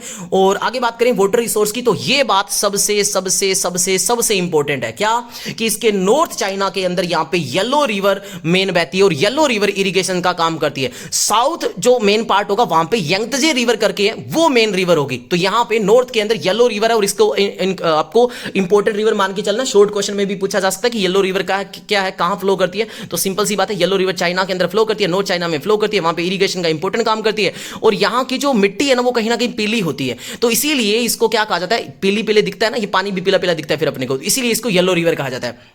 अब साउथ एग्रीकल्चर रीजन की बात करते हैं तो यहां पे यंगत्जे रिवर बेसिन है वो इंक्लूड होती है। इसके अलावा पर्ल रिवर डेल्टा यहां पे इंक्लूड होती है, और इसके अलावा कुछ एक यहां पे प्रोविंस बता रखे हैं जिनको ये कवर करती है। प्रोविंस के नाम चाहिए आप छोड़ देना, बस बात ये बताओ कि ये पर्टिकुलर जो क्लाइमेट है वो कहां कैसा क्लाइमेट होता है। तो मैंने बता दिया था सब ट्रॉपिकल और ट्रॉपिकल क्लाइमेट यहां पे होता है, वार्म क्लाइमेट यहां पे होता है, ह्यूमिडिटी यहां पे होती है, और जहां पे ह्यूमिडिटी होती है वहां पे एबंडेंट रेनफॉल देखने को मिलता है। यहां पे ये भी लिख सकते हो ये पर्टिकुलर मॉनसून से रिलेटेड पार्ट होता है, तो यहां पे रेनफॉल इसलिए भी ज्यादा होती है। रेनफॉल जहां पे ज्यादा होगी वहां पे पानी वाली ज्यादा क्रॉप्स उगाई जाएगी, वहां पे राइस उगाए जाएंगे, सुगर केन उगाया जाएगा, टी कॉटन उगाया जाएगा, ठीक है। और टी के अंदर भी चाइना आपको पता है दुनिया में पहले नंबर पे है, तो ये बातें आप लिख सकते हो। राइस के अंदर भी पहले नंबर पे है, कोल के अंदर भी पहले नंबर पे है, गोल्ड में भी फिलहाल पहले नंबर पे है, ये बातें आप लिख सकते हो, ठीक है। फार्मिंग स्टाइल की बात करें तो यहां पे इंटेंसिव लेबर मेथड से फार्मिंग करी जाती है। क्यों करी जाती है भाई, वहां पे इंटेंसिव वहां पे करी जाएगी जहां पे ना जमीन का साइज कम होगा, और जहां पे जो पॉपुलेशन होगी वो ज्यादा होगी। तो चाइना में आपको पता है दुनिया में दूसरे नंबर की सबसे ज्यादा पॉपुलेशन वाली कंट्री है ये, तो कहीं ना कहीं यहां पे इंटेंसिव क्रॉप करी जाती है। और खास तौर से जो ये सदर्न पार्ट है ना वहां पे तो एक ही साल के अंदर कई क्रॉप्स 2 से 3 बार ग्रो करी जाती है, ये बात आपको याद रखना है। और यहां की जो मेन रिवर है वो कौन सी है, यंगत्जे रिवर है, पर्ल रिवर है, इन बातों को आपको याद रखना है, ठीक है। अब यहां पे कुछ एक बातें बता रखी है कि अदर इंपॉर्टेंट जो एग्रीकल्चर जोन है वो साउथ वेस्ट का सिचुआन जो बेसिन है, सिचुआन बेसिन बोलते हैं इसे, जहां पे फर्टाइल लैंड देखने को मिलती है। यहां पे राइस उगाया जाता है, व्हीट उगाया जाता है, ऑयल सीड उगाया जाता है। ये सिचुआन बेसिन एरिया ये इंपॉर्टेंट है। जिनजियांग एरिया ये भी इंपॉर्टेंट है। नीचे इनमें मिनरल्स भी पाए जाएंगे, जो अपने पढ़ेंगे ना मिनरल्स, तो वहां पर भी इनके बारे में बात पढ़ेंगे, तो थोड़ा थोड़ा इनको आंखों से अभी निकाल लेना। इसके अलावा इसका एक तिब्बत प्लेट्यू है। तिब्बत प्लेट्यू में वैसे ज्यादा खेती नहीं होती क्योंकि वो हाई एल्टीट्यूड पे पाया जाता है। अब इसके लिए एडिशनल बातें क्या लिखोगे कि तिब्बत प्लेट्यू को कहीं ना कहीं इन्होंने ओवरटेक करा था 1950 में। यहां पे तिब्बत वाले लोग रहते थे, इनको ओवरटेक करके तिब्बत को अपने अंदर मिला लिया। यहां पे ये चाइना जो एग्रीकल्चर है वो इतनी ज्यादा नहीं होती, लेकिन ठीक है थोड़ी बहुत यहां पे बार्ले ग्रो करा जाता है, और यहां पे याक की हर्डिंग अपने को देखने को मिलती है। याक एक तरह का एनिमल होता है, ठीक है, जानते होंगे, तो वो अपने को देखने को मिलती है। तो ये बातें आपको ध्यान में देनी है। नेक्स्ट क्वेश्चन है वो हमारा आता है describe the mineral resource of China. आ गया भी मिनरल रिसोर्स आ गया। सबसे इंपॉर्टेंट क्वेश्चन मानता हूं मैं चाइना के भी आपसे कि सबसे इंपॉर्टेंट कौन कौन से है। तो China one of the world का रिचेस्ट कंट्री है जिनके अंदर मिनरल रिसोर्स पाए जाते हैं। भर भर के मिनरल्स है, अभी भर भर के मिनरल्स है। कुछ चाइना की किस्मत अच्छी मान लो, हर चीज यहां पे देखने को मिलती है। क्लाइमेट भी कुछ इसका ऐसा है, कुछ एरिया वहां पे ट्रॉपिकल और सब ट्रॉपिकल क्लाइमेट आता है, कुछ है वहां पे मॉडरेट क्लाइमेट देखने को मिलता है। तो इस तरह का क्लाइमेट यहां पे देखने को मिलता है। एक सबसे बड़ी बात है इसकी लोकेशन ही बहुत आउटस्टैंडिंग है। ये यूरोप से टच कर रहा है, सेंट्रल एशिया से टच कर रहा है, नीचे साउथ जो एशिया उससे टच कर रहा है, तो और क्या चाहिए यार, है ना। तो कंट्री अपने आप में ये आउटस्टैंडिंग है। तो बात करें कोल की, तो China has the largest coal reserve in the world, ये बात याद रखनी है। और आगे मैंने कहा था कुछ एक फेमस जो एरियाज आपको याद रखना है, तो कोयले के लिए फेमस एरिया इनको याद रखना ही रखना है, जिसमें से एक आपको एरिया दे रखा है शांक्सी रीजन और एक दे रखा है इनर मंगोलिया। मंगोलिया का कौन सा? Inner Mongolia. ये एरिया से इंपॉर्टेंट है। और coal is China's main energy source है, फ्यूलिंग पावर जनरेट करने के लिए, हैवी इंडस्ट्रीज को चलाने के लिए। तो ये बात इंपॉर्टेंट लिखनी है आपको। आयरन ओर की बात करें तो आयरन ओर का भी लार्जेस्ट कंज्यूमर में से एक है, क्योंकि भाई इन्होंने आयरन बेस पे स्टील इंडस्ट्रीज बहुत बनाई है, इसलिए ये बहुत सारा जो आयरन है वो बाहर की कंट्री से इंपोर्ट भी करती है। लेकिन यहां पे जो मेनली आयरन और डिपॉजिट होती है वो कौन सा? वो आ गया शांक्सी एरिया, और ये आ गया सिचुआन जो एरिया, जिसमें अपने वहां पे ऊपर एग्रीकल्चर वाले में पढ़ के आए थे, वहां पे यहां पे पढ़ रहे हैं सिचुआन एरिया। ये इंपॉर्टेंट एरिया है, इसको याद भूलना ही नहीं है आपको। और चाइना ऑल्सो इंपोर्ट करता है क्या? हाई क्वालिटी की जो आयरन और है वो कहीं ना कहीं इंपोर्ट करता है, क्योंकि इनकी डिमांड बहुत अच्छी है। भाई ये क्या है कि आपको पता है टेक्नोलॉजी पे बहुत काम करते हैं, ये मशीनरी वगैरह बहुत बनाते हैं, तो ये कहीं ना कहीं से लोहा है जो बाहर से इंपोर्ट भी करते हैं। रेयर अर्थ एलिमेंट है वो आपको पता है चाइना के अंदर ही पाया जाता है। इनके कुछ एक नाम दे रखे हैं, जैसे इसका प्रोनाउंसिएशन पता नहीं मेरे को बोला जाएगा कि नहीं जाएगा, लेकिन ट्राई करता हूं। नियोडायमियम करके एक है, ठीक है, इसको आपको ध्यान रखना है। इसके अलावा लांथेनम करके है, सीरियम करके है, ये इंपॉर्टेंट जिनको रेयर अर्थ एलिमेंट बोलते हैं वो यहां पे देखने को मिलते हैं, जिनको ये एक्सपोर्ट करता है, ठीक है। और इनमें देखो फिर इंपॉर्टेंट एरिया आ गया, वो सिचुआन आ गया, इनर मंगोलिया आ गया, यहां पे ये पाया जाता है। नेक्स्ट बात करते हैं एल्यूमिनियम, ठीक है। तो ये चाइना का सब्सटेंशियल बॉक्साइट रिजर्व देखने को मिलता है, और इसके लिए भी कौन सा एरिया फेमस है? शांक्सी एरिया इनका फेमस है, ये बात याद रखना है। और ये लीडिंग प्रोड्यूसर है एल्यूमिनियम का, तो ये बात याद रखना है। इसीलिए इसका मतलब है ये डोमेस्टिक नीड को पूरी करने के साथ साथ क्या करता होगा? एक्सपोर्ट भी करता होगा। कॉपर यहां पे अच्छा खासा पाया जाता है, और कॉपर कहां पे पाया जाता है? यहां पे यूनान रिवर और तिब्बत का जो पर्टिकुलर एरिया कॉपर के लिए, ये वाला याद रखना, तिब्बत और यूनान रीजन, ये इंपॉर्टेंट है। हालांकि कहते हैं ये इंपोर्ट भी करना पड़ता है इनको, क्योंकि इनकी इंडस्ट्रियल नीड को ये पूरा नहीं कर पाते, क्योंकि भाई इंडस्ट्री के अंदर आपको पता है ये बहुत ज्यादा हेवी इन्वेस्टमेंट करते हैं। और गोल्ड के अंदर लार्जेस्ट प्रोड्यूसर है आज के टाइम में चाइना। और यहां पे गोल्ड जो प्रोड्यूसिंग एरियाज है वो कौन कौन से? तो हेनान फिर आ गया, इनर मंगोलिया फिर आ गया, तो ये दो के याद रखने हैं। इसके अलावा शानोंग अगर आपको याद रह जाए तो अच्छी बात है, नहीं तो छोड़ देना। टंगस्टन भी यहां पे इंपॉर्टेंट लेवल पे पाया जाता है, लार्जेस्ट टंगस्टन रिजर्व है वो भी यहीं पे पाया जाता है। कहां पे? चाइना में। तो अब देखो चाइना कितनी चीजों में टॉप 1 है यार, तो ये बातें आपको लिखनी है। यहां पे हुआन फिर रिवर जो एरिया वो आ गया, टिन के अंदर भी one of the largest producer है दुनिया का। और यहां पे यूनान जो प्रोविंस है वहां पे कहीं ना कहीं ज्यादा जो प्रोड्यूस होता है वो होता है टिन। तो ये बातें आप लिख देना, इतनी सी बहुत है। इसके अलावा पेट्रोलियम और नेचुरल गैस है वो कुछ एक एरियाज में इनके प्रोड्यूस होता है, बाकी तो ये ज्यादातर इंपोर्ट ही करते हैं। सेंट्रल एशियन कंट्री से इंपोर्ट कर ले या बाहर की कंट्री से इंपोर्ट कर ले, इनसे करते हैं, ठीक है। अब नेक्स्ट क्वेश्चन की अपनी बात करते हैं, जिसका नाम है drainage pattern of Bangladesh. Drainage pattern अगर बांग्लादेश की बात करें तो बड़ा ही आसान क्वेश्चन है। आपको पता ही है बांग्लादेश हमारी बॉर्डर कंट्री से टच करता है, और हमारी कौन से साइड में पड़ता है? तो हमारे ईस्टर्न साइड में लोकेट करता है। तो यहां से ड्रेनेज पैटर्न में 3 ही नदियां मेन है जिनके बारे में पढ़ना है। गंगा जाती है, ब्रह्मपुत्र जाती है, इसके अलावा इनकी मेघना रिवर है। तो इनके बारे में अपने शुरू करते हैं। मेजर रिवर सिस्टम इनका वो क्या है? बांग्लादेश में वैसे तो कहा जाता है तो लगभग 700 रिवर से ज्यादा रिवर जो ट्रिब्यूटरी को मिला दिया जाए तो वो रिवर इनमें कवर करती है। लेकिन मेन जो रिवर है वो 3 रिवर है, उनके बारे में सबसे पहले बात करते हैं। गंगा, जिनको पद्मा कहते हैं बांग्लादेश के अंदर, ठीक है। ये ओरिजिनेट होती है इंडिया से और बाद में बांग्लादेश में एंटर करने के बाद इसे पद्मा कहते हैं, और ये ज्वाइन कर लेती है जमुना को, जमुना यानी कि ब्रह्मपुत्र रिवर को ये ज्वाइन कर लेती है। और बाद में ये मेघना में ज्वाइन करने से बाद में, एंड लेटर द मेघना before reaching the bay of Bengal, bay of Bengal में रीच करने से पहले ये मेघना को भी ज्वाइन कर लेती है। यानी कि क्या बात याद रखनी है कि गंगा जो रिवर है इसको पद्मा कहा जाता है, कहां? बांग्लादेश में। और ये जैसे ही बांग्लादेश में एंटर करती है इसको पद्मा कह दिया, बाद में इसने जमुना यानी कि ब्रह्मपुत्र को ज्वाइन कर लिया, और बे ऑफ बंगाल में जाने से पहले ये मेघना को भी ज्वाइन कर लेती है। सेकंड बात करते हैं ब्रह्मपुत्र रिवर को, जिसको जमुना कहते हैं बांग्लादेश के अंदर। इंडिया में ये क्या कहलाती है? ब्रह्मपुत्र कहलाती है, और यहां पे जमुना कहलाती है। ये आपको पता दुनिया की वाइडेस्ट रिवर में से एक है, और इंडिया की तो खास तौर से ही, ठीक है। और ये बाद में मीट किससे करती है? पद्मा एक नियर पद्मा किससे मीट करती है? It meets the Padma, sorry, ये पद्मा से मीट करती है। यानी कि जमुना है वो पद्मा से यानी कि गंगा से मीट कहां पर करती है? तो एक जगह का नाम है जिसको बोलते हैं आरिचा या आरिका, जैसा भी आपका प्रोनाउंसिएशन हो, वहां पे मीट करती है। और उसके बाद तीसरी बात करते हैं मेघना रिवर सिस्टम, और मेघना रिवर सिस्टम फाइनली कहीं ना कहीं गंगा भी मिल जाती है, यहीं ब्रह्मपुत्र भी मिल जाती है, और खुद ये होती है कौन? मेघना। और मेघना कहीं से कहीं कैसे फॉर्म्ड होती है? तो कहते हैं सूरमा और खुशियारा रिवर है वो इंडियन स्टेट ऑफ आसाम से जो निकलती है वो बाद में जब ज्वाइन होती है तो उसको मेघना रिवर कहते हैं, और बाद में इसी में मर्ज कौन सी कर जाती है? पद्मा और जमुना रिवर मर्ज कर जाती है। कहां पे? बे ऑफ बंगाल में एंटर होने से पहले। तो ये इनकी इंपॉर्टेंट रिवर है बांग्लादेश की, ठीक है। इसके अलावा बात करते हैं तीस्ता रिवर, जो कि नदर रीजन के अंदर थोड़ी सी इंपॉर्टेंट रिवर है, इसके बारे में थोड़ा पढ़ लेना। अब बात करते हैं इनका ड्रेनेज पैटर्न कैसा रहता है। तो ड्रेनेज पैटर्न इनका मेनली डेंड्रिक पैटर्न देखने को मिलता है।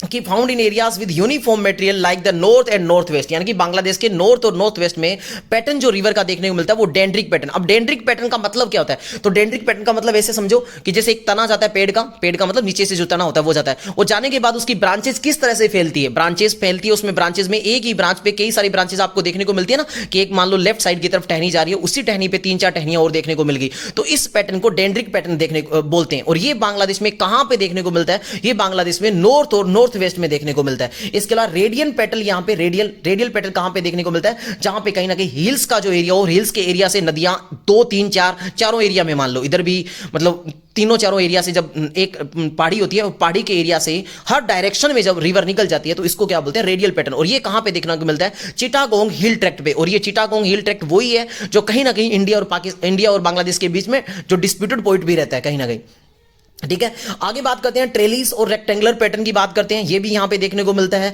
डेल्टिक पैटर्न भी यहां पे देखने को मिलती है, और डेल्टिक पैटर्न वो होता है बेसिकली जो बे ऑफ बंगाल में नदियां मिलने से पहले वहां पे कई सारी डायरेक्शन में बन जाती है, और बीच बीच का जो एरिया है वहां पे मतलब अपने को पर्टिकुलर सिल्ट वगैरह देखने को मिलती है, उसी को डेल्टा कहते हैं, और ये अपने को देखने को मिलता है। अब बात करते हैं इसकी कैरेक्टरिस्टिक्स की, तो यहां पे लो एलिवेशन देखने को मिलता है, फ्लैट टोपोग्राफी होती है, जहां पे नदियां बहती है ना यार, वहां पे टोपोग्राफी हमेशा फ्लैट होगी, याद रखना।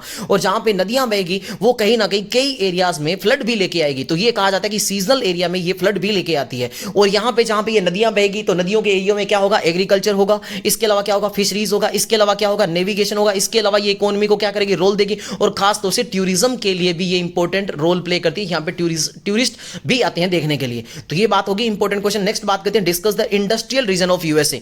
यूएसए का इंडस्ट्रियल रीजन के बारे में चर्चा करते हैं। तो देखो भाई, यूएसए के इंडस्ट्रियल रीजन के बारे में, द नॉर्थ ईस्टर्न रीजन जिसको मैन्युफैक्चरिंग बेल्ट या रस्ट बेल्ट भी कहते हैं। इंपॉर्टेंट बात ध्यान रखना, रस्ट बेल्ट तब कहा जाता है जब कहीं पर पहले आयरन ओर की इंडस्ट्री बहुत ज्यादा लगती थी, बाद में कहीं ना कहीं वो इंडस्ट्री वहां से डिस्प्लेस होगी, वो इंडस्ट्री तो पड़ी रह गई हो लेकिन वहां पे काम अब नहीं होता हो। तो लोहे की इंडस्ट्री होती है, इसीलिए इसको लोहे पे क्या लगता है? जंग, तो अब वो खाली पड़ी रहती है, इसलिए इसका नाम बोल दिया रस्ट बेल्ट। तो ये चीजें याद रखना। ये कौन सी है? नॉर्थ ईस्टर्न रीजन की बात करें तो यहां पे कहते हैं stretch from the Great Lakes, जो ग्रेट लेक्स का इलाका है, और ग्रेट लेक्स जो यूएसए की है, यूएसए की नहीं नॉर्थ अमेरिका की, ये इंपॉर्टेंट है, आपको आंखों से निकाल के जानी है, ठीक है। तो इसकी बात करें तो कहते हैं इसको मिलाते हुए न्यूयॉर्क हो गया, पेनिसिल्वानिया हो गया, ओहियो हो गया, मिशिगन हो गया, इलिनॉइस हो गया, इसके अलावा पार्ट्स ऑफ इंडियाना हो गया, ये स्टेट्स को ये कवर करती है। यानी कि कहीं ना कहीं कुछ हद तक ये वही स्टेट है जहां पे कॉर्न बेल्ट लगाई जाती है, कुछ हद तक जहां पे कॉर्न उगाई जाती है, उनमें से कुछ स्टेट है, कुछ अलग है। यहां पे ये कौन सा इलाका है? नॉर्थ ईस्टर्न रीजन है, जिसको रस्ट बेल्ट कहा जाता है। यहां पे स्टील और आयरन की इंडस्ट्री लगती थी। बेसिकली कौन सा इलाका है वो? पिट्सबर्ग और क्लेवलैंड, ठीक है, ये दो फेमस थी। यहां की ऑटोमोबाइल्स, जिसमें एक एरिया जिसका नाम है डेटोरिएट, और ये आई थिंक मिशिगन नाम की जो एरिया है वहां पे ये पड़ती है सिटी, डेटोरिएट करके, और ये मोटर सिटी के नाम से भी फेमस थी यहां की। तो इन बातों को आपको इंपॉर्टेंट बातें, इनको ध्यान देना है। इसके अलावा यहां पे मशीनरीज बनाई जाती है, केमिकल, टेक्सटाइल, इलेक्ट्रॉनिक्स की इंडस्ट्रीज अपने को देखने को मिलती है। फीचर्स की बात करें तो डेवलप्ड हुआ था ये अर्ली यहां पे ड्यू टू कोल और आयरन अच्छा अवेलेबल हुआ था, इसके कारण यहां पे आयरन और स्टील की हैवी इंडस्ट्रीज यहां पे देखने को अपने को मिली थी। और जहां पे हैवी इंडस्ट्री देखने को मिलती है, और साथ ही साथ में आपको पता है यहां पे डेंस ट्रांस नेटवर्क है, किसका? रेलवे का। और जो ग्रेट लेक्स है जिनके कारण यहां पे बोट्स वगैरह चलती है, शिप्स वगैरह चलती है, तो यहां पे मार्केट में जाना भी आसान था, इसीलिए कहते हैं ये इंपॉर्टेंट रीजन था। आज के कारण यहां पे इंडस्ट्रियल है वो डिक्लाइन हो गया कहीं ना कहीं से। क्यों? क्योंकि आउटसोर्सिंग जॉब आने लग गई है। अब आउटसोर्सिंग जॉब का मतलब जानती हो? आउटसोर्सिंग जॉब वो होती है जब किसी कंट्री की कंपनी है वो काम बाहर से करवाना शुरू कर दे, और ऐसा देखने को मिलता है डेवलप्ड कंट्री में। तो यूएसए में भी ऐसा देखने को मिलता है, क्योंकि इनकी बहुत सारी कंपनियां हैं वो अपने काम को एफिशिएंटली, इफेक्टिवली और कम पैसों में करवाने के लिए चाइना जैसी कंट्री होगी, बांग्लादेश जैसी कंट्री होगी, इंडिया जैसी कंट्री होगी, इनके बंदों को हायर कर लेती है और वो काम करते हैं। तो इसीलिए कहते हैं यहां पे जॉब कम होने से ये आज के टाइम में इंडस्ट्रियल लेवल है वो डिक्लाइन हो गया। नेक्स्ट की बात करें तो ये अपनों ने पढ़ लिया, कौन सा एरिया पढ़ा था? ये अपनों ने northern eastern region, important area, ध्यान रखना। नेक्स्ट की बात करते हैं सदर्न रीजन।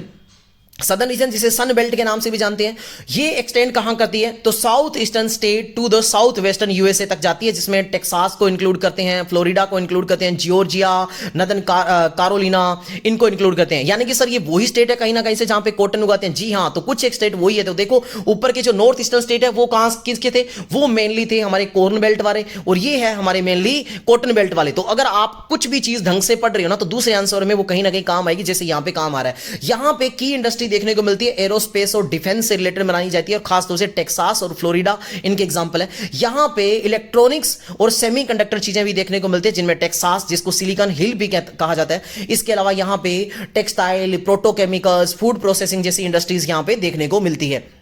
इसके अलावा आगे बात करते हैं तो यहां पे growth due to cheaper land, कहते हैं यहां पे ग्रोथ अच्छी हुई क्योंकि यहां पे जो जमीन है वो चीप मिल जाती है, यहां पे लोअर लेबर कॉस्ट मिल रही है इसीलिए, और साथ ही साथ में यहां का जो क्लाइमेट है वो भी फेवरेबल है। कहीं ना कहीं यहां पे हाई टेक इंडस्ट्री की भी ग्रोथ देखने को मिलती है। जिसमें आगे बात करते हैं नेक्स्ट तीसरा area, western region, Pacific coast. और ये बड़ा इंपॉर्टेंट है। क्यों इंपॉर्टेंट है सर? क्योंकि ये वही एरिया है जहां जो कैलिफोर्निया वाला स्टेट पड़ता है, जहां पे ओरिगन स्टेट पड़ता है, जहां पे वॉशिंगटन डीसी स्टेट पड़ता है। इसी को सिलिकॉन वैली के नाम से भी जाना जाता है। कैलिफोर्निया बेसिकली रीजन को सिलिकॉन वैली कहा जाता है क्योंकि यहां पे हाई टेक इंडस्ट्री लगी हुई है सॉफ्टवेयर वगैरह बनाने की। और हाई टेक इंडस्ट्रीज वो इंडस्ट्रीज होती है जो किसी भी बाकी इंडस्ट्रीज पे डिपेंड नहीं करती, जो कि सेल्फ रिलायंट इंडस्ट्रीज होती है, जिनके अंदर काम करने वाले जो प्रोफेशनल इंप्लॉयमेंट होते हैं, जिनको गोल्ड कॉलर वर्कर भी बोल देते हैं और कुछ एक को व्हाइट कॉलर वर्कर भी बोलते हैं, यानी कि जिनको हाई पेड सैलरी वगैरह मिलती है। ठीक है, ये बात आपको याद रखनी है। और इसी के एरिया में लॉस एंजल्स, जहां पे थोड़े टाइम पहले आग लगी थी, जो हॉलीवुड एंटरटेनमेंट इंडस्ट्री के नाम से जाना जाता है, वो भी यहीं पे पाया जाता है। ठीक है, तो ये चीजें आपको याद रखनी है। इसके अलावा एक इंपॉर्टेंट रीजन इसका और है जिसको बोलते हैं ग्रेट लेक्स रीजन। यहां पे कौन कौन सी नदियां इनकी आती है, तो यहां पे आपकी कुछ एक रीजन, आप ये पर्टिकुलर यहां पे तो रीजन दे रखे हैं कि जो इलिनियस करके स्टेट है, इंडानिया है, ओहियो है, मिशिगन है, लेकिन आपको यहां की जो 5 लेक्स है उनको याद रखना है, चाहे वो मिशिगन हो, चाहे वो ओंटारियो हो, चाहे वो हुर्रे हो, चाहे वो एक का नाम याद नहीं आ रहा मेरे को, तो वो सारी जो लेक्स है उनको आपको नाम याद रखना है। ठीक है, और यहां पे मेनली किसका प्रोडक्शन होता है, तो यहां पे ऑटोमोबाइल प्रोडक्शन अच्छा होता है, स्टील्स का होता है, केमिकल्स का प्रोडक्शन अच्छा होता है। और सबसे बड़ी बात है, ग्रेट लेक्स रीजन में प्रोडक्शन होने के साथ साथ यहां पे नेविगेशन का ये अपने को इंपॉर्टेंट रोल देता है, यहां पे कि यहां से आसानी से शिप्स वगैरह, बोट वगैरह वो चलती है, तो रॉ मटेरियल भी लाया जा सकता है, और जो प्रोडक्ट होता है मैन्युफैक्चर करने के बाद वो भी आसानी से यहां से ट्रांसपोर्ट करा जा सकता है। तो ये बातें आपको इंपॉर्टेंट याद रखनी है। तो इतनी सी बातें बहुत है, सफिशिएंट है इसके लिए। चलो आगे बात करते हैं, divide Sri Lanka into physiographic region and give comparative geographical account any two. कहते हैं श्रीलंका के फिजियोग्राफिक रीजन को डिवाइड करो और कोई 2 को आप एक्सप्लेन कर दो। तो चलो चलते हैं। देखो लगभग मैंने फिजिकल डिवीजन कई सारे मैंने कवर करवा दिया आपको। ठीक है, तो ये आपको ध्यान देना है, आपको कवर करके ही जाना है। तो सबसे पहले मैंने इसके मैप को दिखाया, आप इसके मैप को देखो, बाकी आपको ये मैप ठीक लगता है तो अच्छी बात है, अदरवाइज आप खुद भी मैप गूगल से लेके लिख सकते हो। इसमें से कुछ एक एरियाज मैं यहां पे कवर करवा दूंगा आपको, जैसे इसका सेंट्रल हाईलैंड है वो बड़ा इंपॉर्टेंट है। अब देखो जो श्रीलंका है उसके लगभग नीचे से थोड़ा सा ऊपर पड़ता है सेंट्रल हाईलैंड।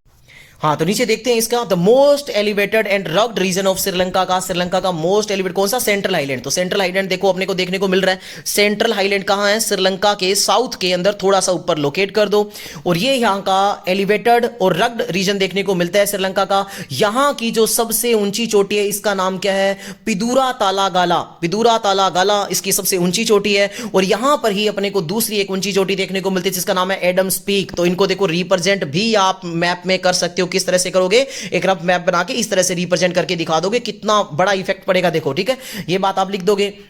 और यहां पे कौन सी रिवर ओरिजिन होती है, अगर सिंपल सी बात है पहाड़ है तो पहाड़ से कोई ना कोई रिवर तो ओरिजिन होगी। तो यहां से महावेली और केलानी करके 2 रिवर भी ओरिजिनेट होती है, महावेली और केलानी करके। देखो यहां पे केलानी रिवर दिखा रखी है, केलानी रिवर यहां पे दिख रही होगी, और महावेली रिवर मैंने शायद इसको दिखाया नहीं है यहां पे। ठीक है, महावेली रिवर भी यहां पे देखने को मिल रही है, तो ये रिवर आप यहां पे दिखा सकते हो। नेक्स्ट बात करते हैं अपने प्लेन्स की। तो ये कहते हैं साउंड द हाईलैंड, मतलब ये कहीं ना कहीं जो प्लेन्स एरिया है वो इसके चारों ओर कौन सी हाईलैंड है, इनके बीच में ये गिरा हुआ है। ठीक है, इसमें डिवाइड करें तो एक होता है इंटीरियर लोलैंड, एक होता है कोस्टल लोलैंड। तो इंटीरियर लोलैंड वो होता है जहां पे जेंटली स्लोट है, एक तरह से देखने को मिलता है, अनडोल्टिंग टोपोग्राफी है जहां की। और कोस्टल लोलैंड है जहां पे फ्लैट और सैंडी यानी कि मिट्टी वगैरह भी आएगी, सिल्ट वगैरह आएगी, और सी के पास का एरिया होगा। और ये जो एरिया होता है प्लेन्स वाला, यहां पे बेसिकली क्या की जाएगी, खेती करी जाएगी, एग्रीकल्चर के लिए अच्छा है, खास तौर से राइस कल्टीवेशन के लिए अच्छा है। ये किसके लिए, राइस कल्टीवेशन के लिए अच्छा है। यहां पे इंक्लूड करते हैं मेजर सिटीज कोलंबो और अनुराधापुरा वगैरह, ये इंक्लूड करती है। अब देखो इसको प्लेन को आप रिप्रेजेंट करो तो ये देखो यहां पे अनुराधापुरा दिखाया हुआ मेरा, ये रहा। अब अनुराधापुरा के आसपास का यानी कि श्रीलंका का जो ऊपर का है उसके जस्ट नीचे यानी कि बीच का जो एरिया वो लगभग आप प्लेन रिप्रेजेंट कर सकते हो यहां पे, और यहां पर ही आप अनुराधापुरा लोकेट करके जा सकते हो। ये प्लेन एरिया है यहां का जहां पे एग्रीकल्चर अच्छी करी जाती है। ठीक है, तो इस तरह से ये आपको हेल्प काफी करेगा। ठीक है, नेक्स्ट की बात करते हैं कोस्टल बेल्ट। भाई कोस्टल बेल्ट सिंपल सी बात है, ये तो कंट्री एक आइलैंड कंट्री है, तो इसके चारों ओर की जो बेल्ट है वो सारी की सारी कोस्टल बेल्ट ही है। तो कोस्टल बेल्ट होगी, वहां पे क्या पाया जाएगा, सैंडी बीचेस पाई जाएगी, वहां पे लेगून्स देखने को मिलेगी, वहां पे कोरल रीफ देखने को मिलेगी। इनको मैं स्मॉल क्वेश्चन में आई थिंक एक्सप्लेन कर चुका हूं। सैंड ड्यून्स यहां पे देखने को मिलेंगे। और सबसे बड़ी बात है, कोस्टल जो एरियाज होंगे वो श्रीलंका के फेमस है यहां पे टूरिज्म के लिए, फिशरीज के लिए ये फेमस है। और साथ ही साथ में कहीं ना कहीं अगर कोस्टल एरियाज है तो वहां पे आपको ट्रॉपिकल साइक्लोन भी आते हुए देखने को मिलेंगे। तो ट्रॉपिकल साइक्लोन वगैरह आएंगे तो कोस्टल एरिया में जो मिट्टी का है वो इरोजन भी देखने को मिलेगा। तो ये बातें आपको ध्यान देनी है। इतनी सी बातों से आपको काफी बड़ा हेल्प हो जाएगी, काफी कुछ हेल्प हो जाएगी। Discuss in detail about the cotton textile industry of China. China की कॉटन टेक्सटाइल इंडस्ट्री के बारे में बात करते हैं। तो चलो डिटेल में एनालिसिस करते हैं। सबसे बड़ी बात करते हैं, हिस्टोरिकल बैकग्राउंड की बात करते हैं। तो जो कॉटन टेक्सटाइल इंडस्ट्री है चाइना की, वो एंशियंट रूट है। कहीं ना कहीं मैसिव इसकी ग्रोथ हुई थी वो 1949 के रेवोल्यूशन के बाद में हुई। यानी कि कहीं ना कहीं से एक तरह से China as a republic country के तौर पे इमर्ज होता है 1949 में, तब के बाद से इसमें कॉटन में ग्रोथ देखने को मिलती है। और इनकी एग्रीकल्चर में, चाहे किसी भी चीज की एग्रीकल्चर में ग्रोथ हुई ना, वो 1978 के बाद में हुई। 1978 में चाइना ने ओपन डोर पॉलिसी को इंट्रोड्यूस करा। ये क्लास 12th में पॉलिटिकल साइंस में आप पढ़ के आए होंगे। ओपन डोर पॉलिसी क्या होती है, वही पॉलिसी जो अपनी कंट्री ने 1991 में एक तरह से इंट्रोड्यूस की, जिसका नाम था एलपीजी। वो इन्होंने 1978 में इंट्रोड्यूस करी। और उसके बाद इन्होंने क्या करा कि धीरे धीरे ये एग्रीकल्चर सेक्टर को सबसे पहले प्राइवेटाइज करते हैं 1982 में, और उसके बाद इंडस्ट्री को प्राइवेटाइज करते हैं। तो इस तरह से इन्होंने इन्वेस्टमेंट को बढ़ाया, टेक्नोलॉजी लेके आए। खास तौर से इनके अंदर मैं कहूंगा कि टेक्सटाइल मैन्युफैक्चर के लेवल में जो ग्रोथ होती है वो 1990s के बाद में प्रॉपर तरीके से देखने को यहां पे मिलती है। ज्योग्राफिकल डिस्ट्रीब्यूशन की बात करें कि यहां पे जो कॉटन जो इंडस्ट्रीज है वो कहां कहां देखने को मिलती है, तो ईस्टर्न और कोस्टल जो चाइना है वहां पे देखने को मिलती है। और वहां के कुछ एक स्टेट आप कैसे याद रखोगे, तो वो आ गया संघाई रीजन। संघाई रीजन है यहां का इंपॉर्टेंट है। इसके अलावा जिंगासू और जिंजांग जो एरिया है वो आपको याद रहे तो ठीक है, लेकिन संघाई जरूर लिख देना।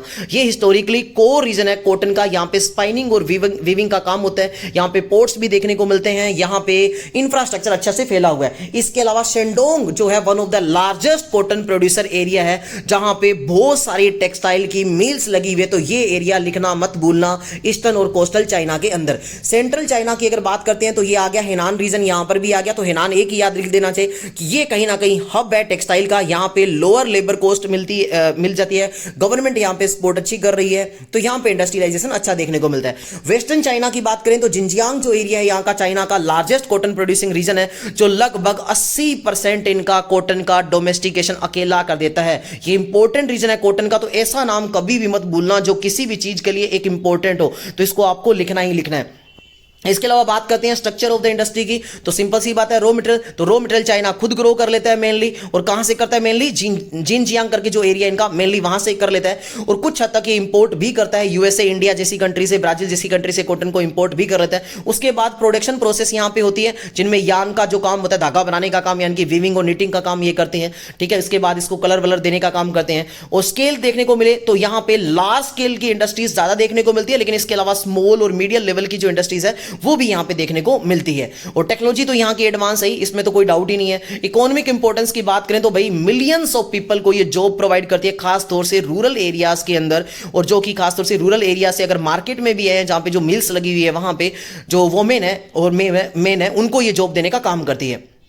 एक्सपोर्ट की बात करें तो China is the largest textile और एक्सपोर्टर कहीं ना कहीं कहा जाता है। ये कई सारी कंट्री में गुड्स बनाने के बाद, मतलब इनके कपड़े वगैरह बनाने के बाद कॉटन के एक्सपोर्ट करता है, खासतौर से जापान जैसी कंट्री में, ईयू जैसी कंट्री में, जहां पे कॉटन नाम की चीज ही बहुत कम देखने को मिलती है या होती ही नहीं है, तो वहां पे ये करता है। जीडीपी में कॉन्ट्रीब्यूशन देखने को मिले तो जीडीपी में भी इसका अच्छा खासा कॉन्ट्रीब्यूशन देखने को मिलता है। ठीक है, तो ये बातें आप थोड़ी थोड़ी मेन बातें लिख देना, बाकी बहुत ज्यादा कुछ जरूरी नहीं है। चैलेंज की बात करें तो चैलेंज की सिंपल सी बात है, कहीं ना कहीं जो बाकी जो कंट्रीज है उनके अंदर भी कॉटन के ग्रो होने से इनको चैलेंज आने लग गया है। एनवायरमेंटल रेगुलेशन के लिए बात करें तो यहां की कंट्री ने यह प्रयास करा है अब, क्योंकि आपको पता है सबसे ज्यादा अगर पॉल्यूशन करा है किसी कंट्री ने, जो एशिया की कंट्री हो, तो वो चाइना ही है। तो कहीं ना कहीं अब इसकी गवर्नमेंट स्ट्रिक्ट रूल रेगुलेशन बना रही है ताकि पॉल्यूशन ज्यादा से ज्यादा ना करा जाए, वाटर का यूजेज सही से हो, यह प्रयास करा जा रहा है।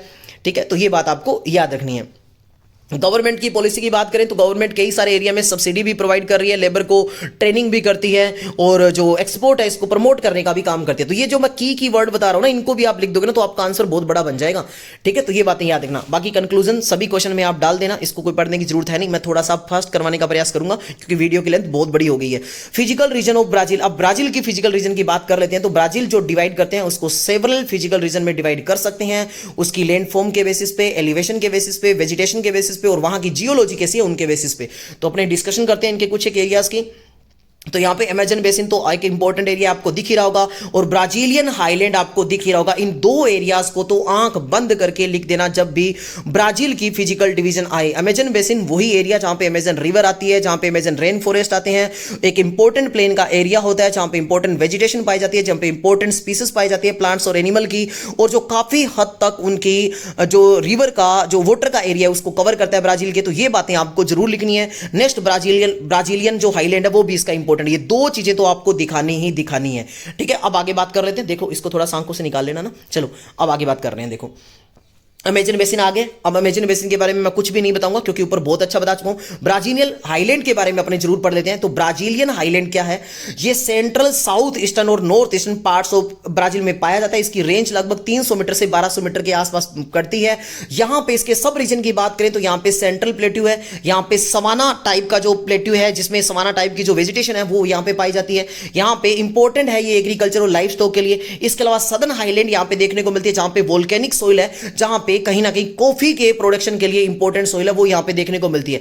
तीसरा जो इसका एक इंपॉर्टेंट एरिया, ये आपको लिखना ही लिखना है, भूलना मत। इसका प्रोनाउंसिएशन आप देख लेना, पंटनाल करके इसको बोलते हैं। आई थिंक इसकी लोकेशन है वो साउथ वेस्टर्न ब्राजील में पड़ती है। और ये कौन से स्टेट या एरिया को कवर करता है मेनली, तो इसको ऊपर भी अपने पढ़ के आए हैं, माटो ग्रेसो डे सोल करके इसको बोलते हैं। इसको ये कवर करता है। ये दुनिया का लार्जेस्ट ट्रॉपिकल वेटलैंड वाला एरिया है। Largest tropical, one of the largest tropical wetland वाला एरिया, यानी कि यहां पे कहीं ना कहीं बारिश ज्यादा देखने को मिलती है, यानी कि यहां पे फ्लड भी देखने को मिलती है। और जहां पे पानी ज्यादा होगा, बारिश ज्यादा होगा, वहां पे जो रिच वाइल्ड लाइफ देखने को मिलेगी, यानी कि प्लांट की स्पीसीज यहां पे अच्छी खासी देखने को मिलेगी, बर्ड लाइफ यहां पे अच्छी खासी देखने को मिलेगी। तो इसका शॉर्ट मार्क में भी क्वेश्चन आ सकता है, ये भी आपको ध्यान रखना है। और यहां पे इकोलॉजिकल इंपॉर्टेंट तो है ही है, एक इंपॉर्टेंट हॉटस्पॉट रीजन है। यहां पे टूरिज्म डेस्टिनेशन इंपॉर्टेंट है, यहां पे लोग आते हैं देखने के लिए। तो 3 इलाके इसके भूलने नहीं है। इसके अलावा चौथा अगर लिखना चाहो तो ठीक है, अदरवाइज छोड़ देना चाहिए। कोस्टल प्लेन्स, कोस्टल प्लेन, जो भी कंट्री, मैंने बार बार बोल रहा हूं कि किसी ओशियन के टच कर रही है ना, और आपको पता है ब्राजील है,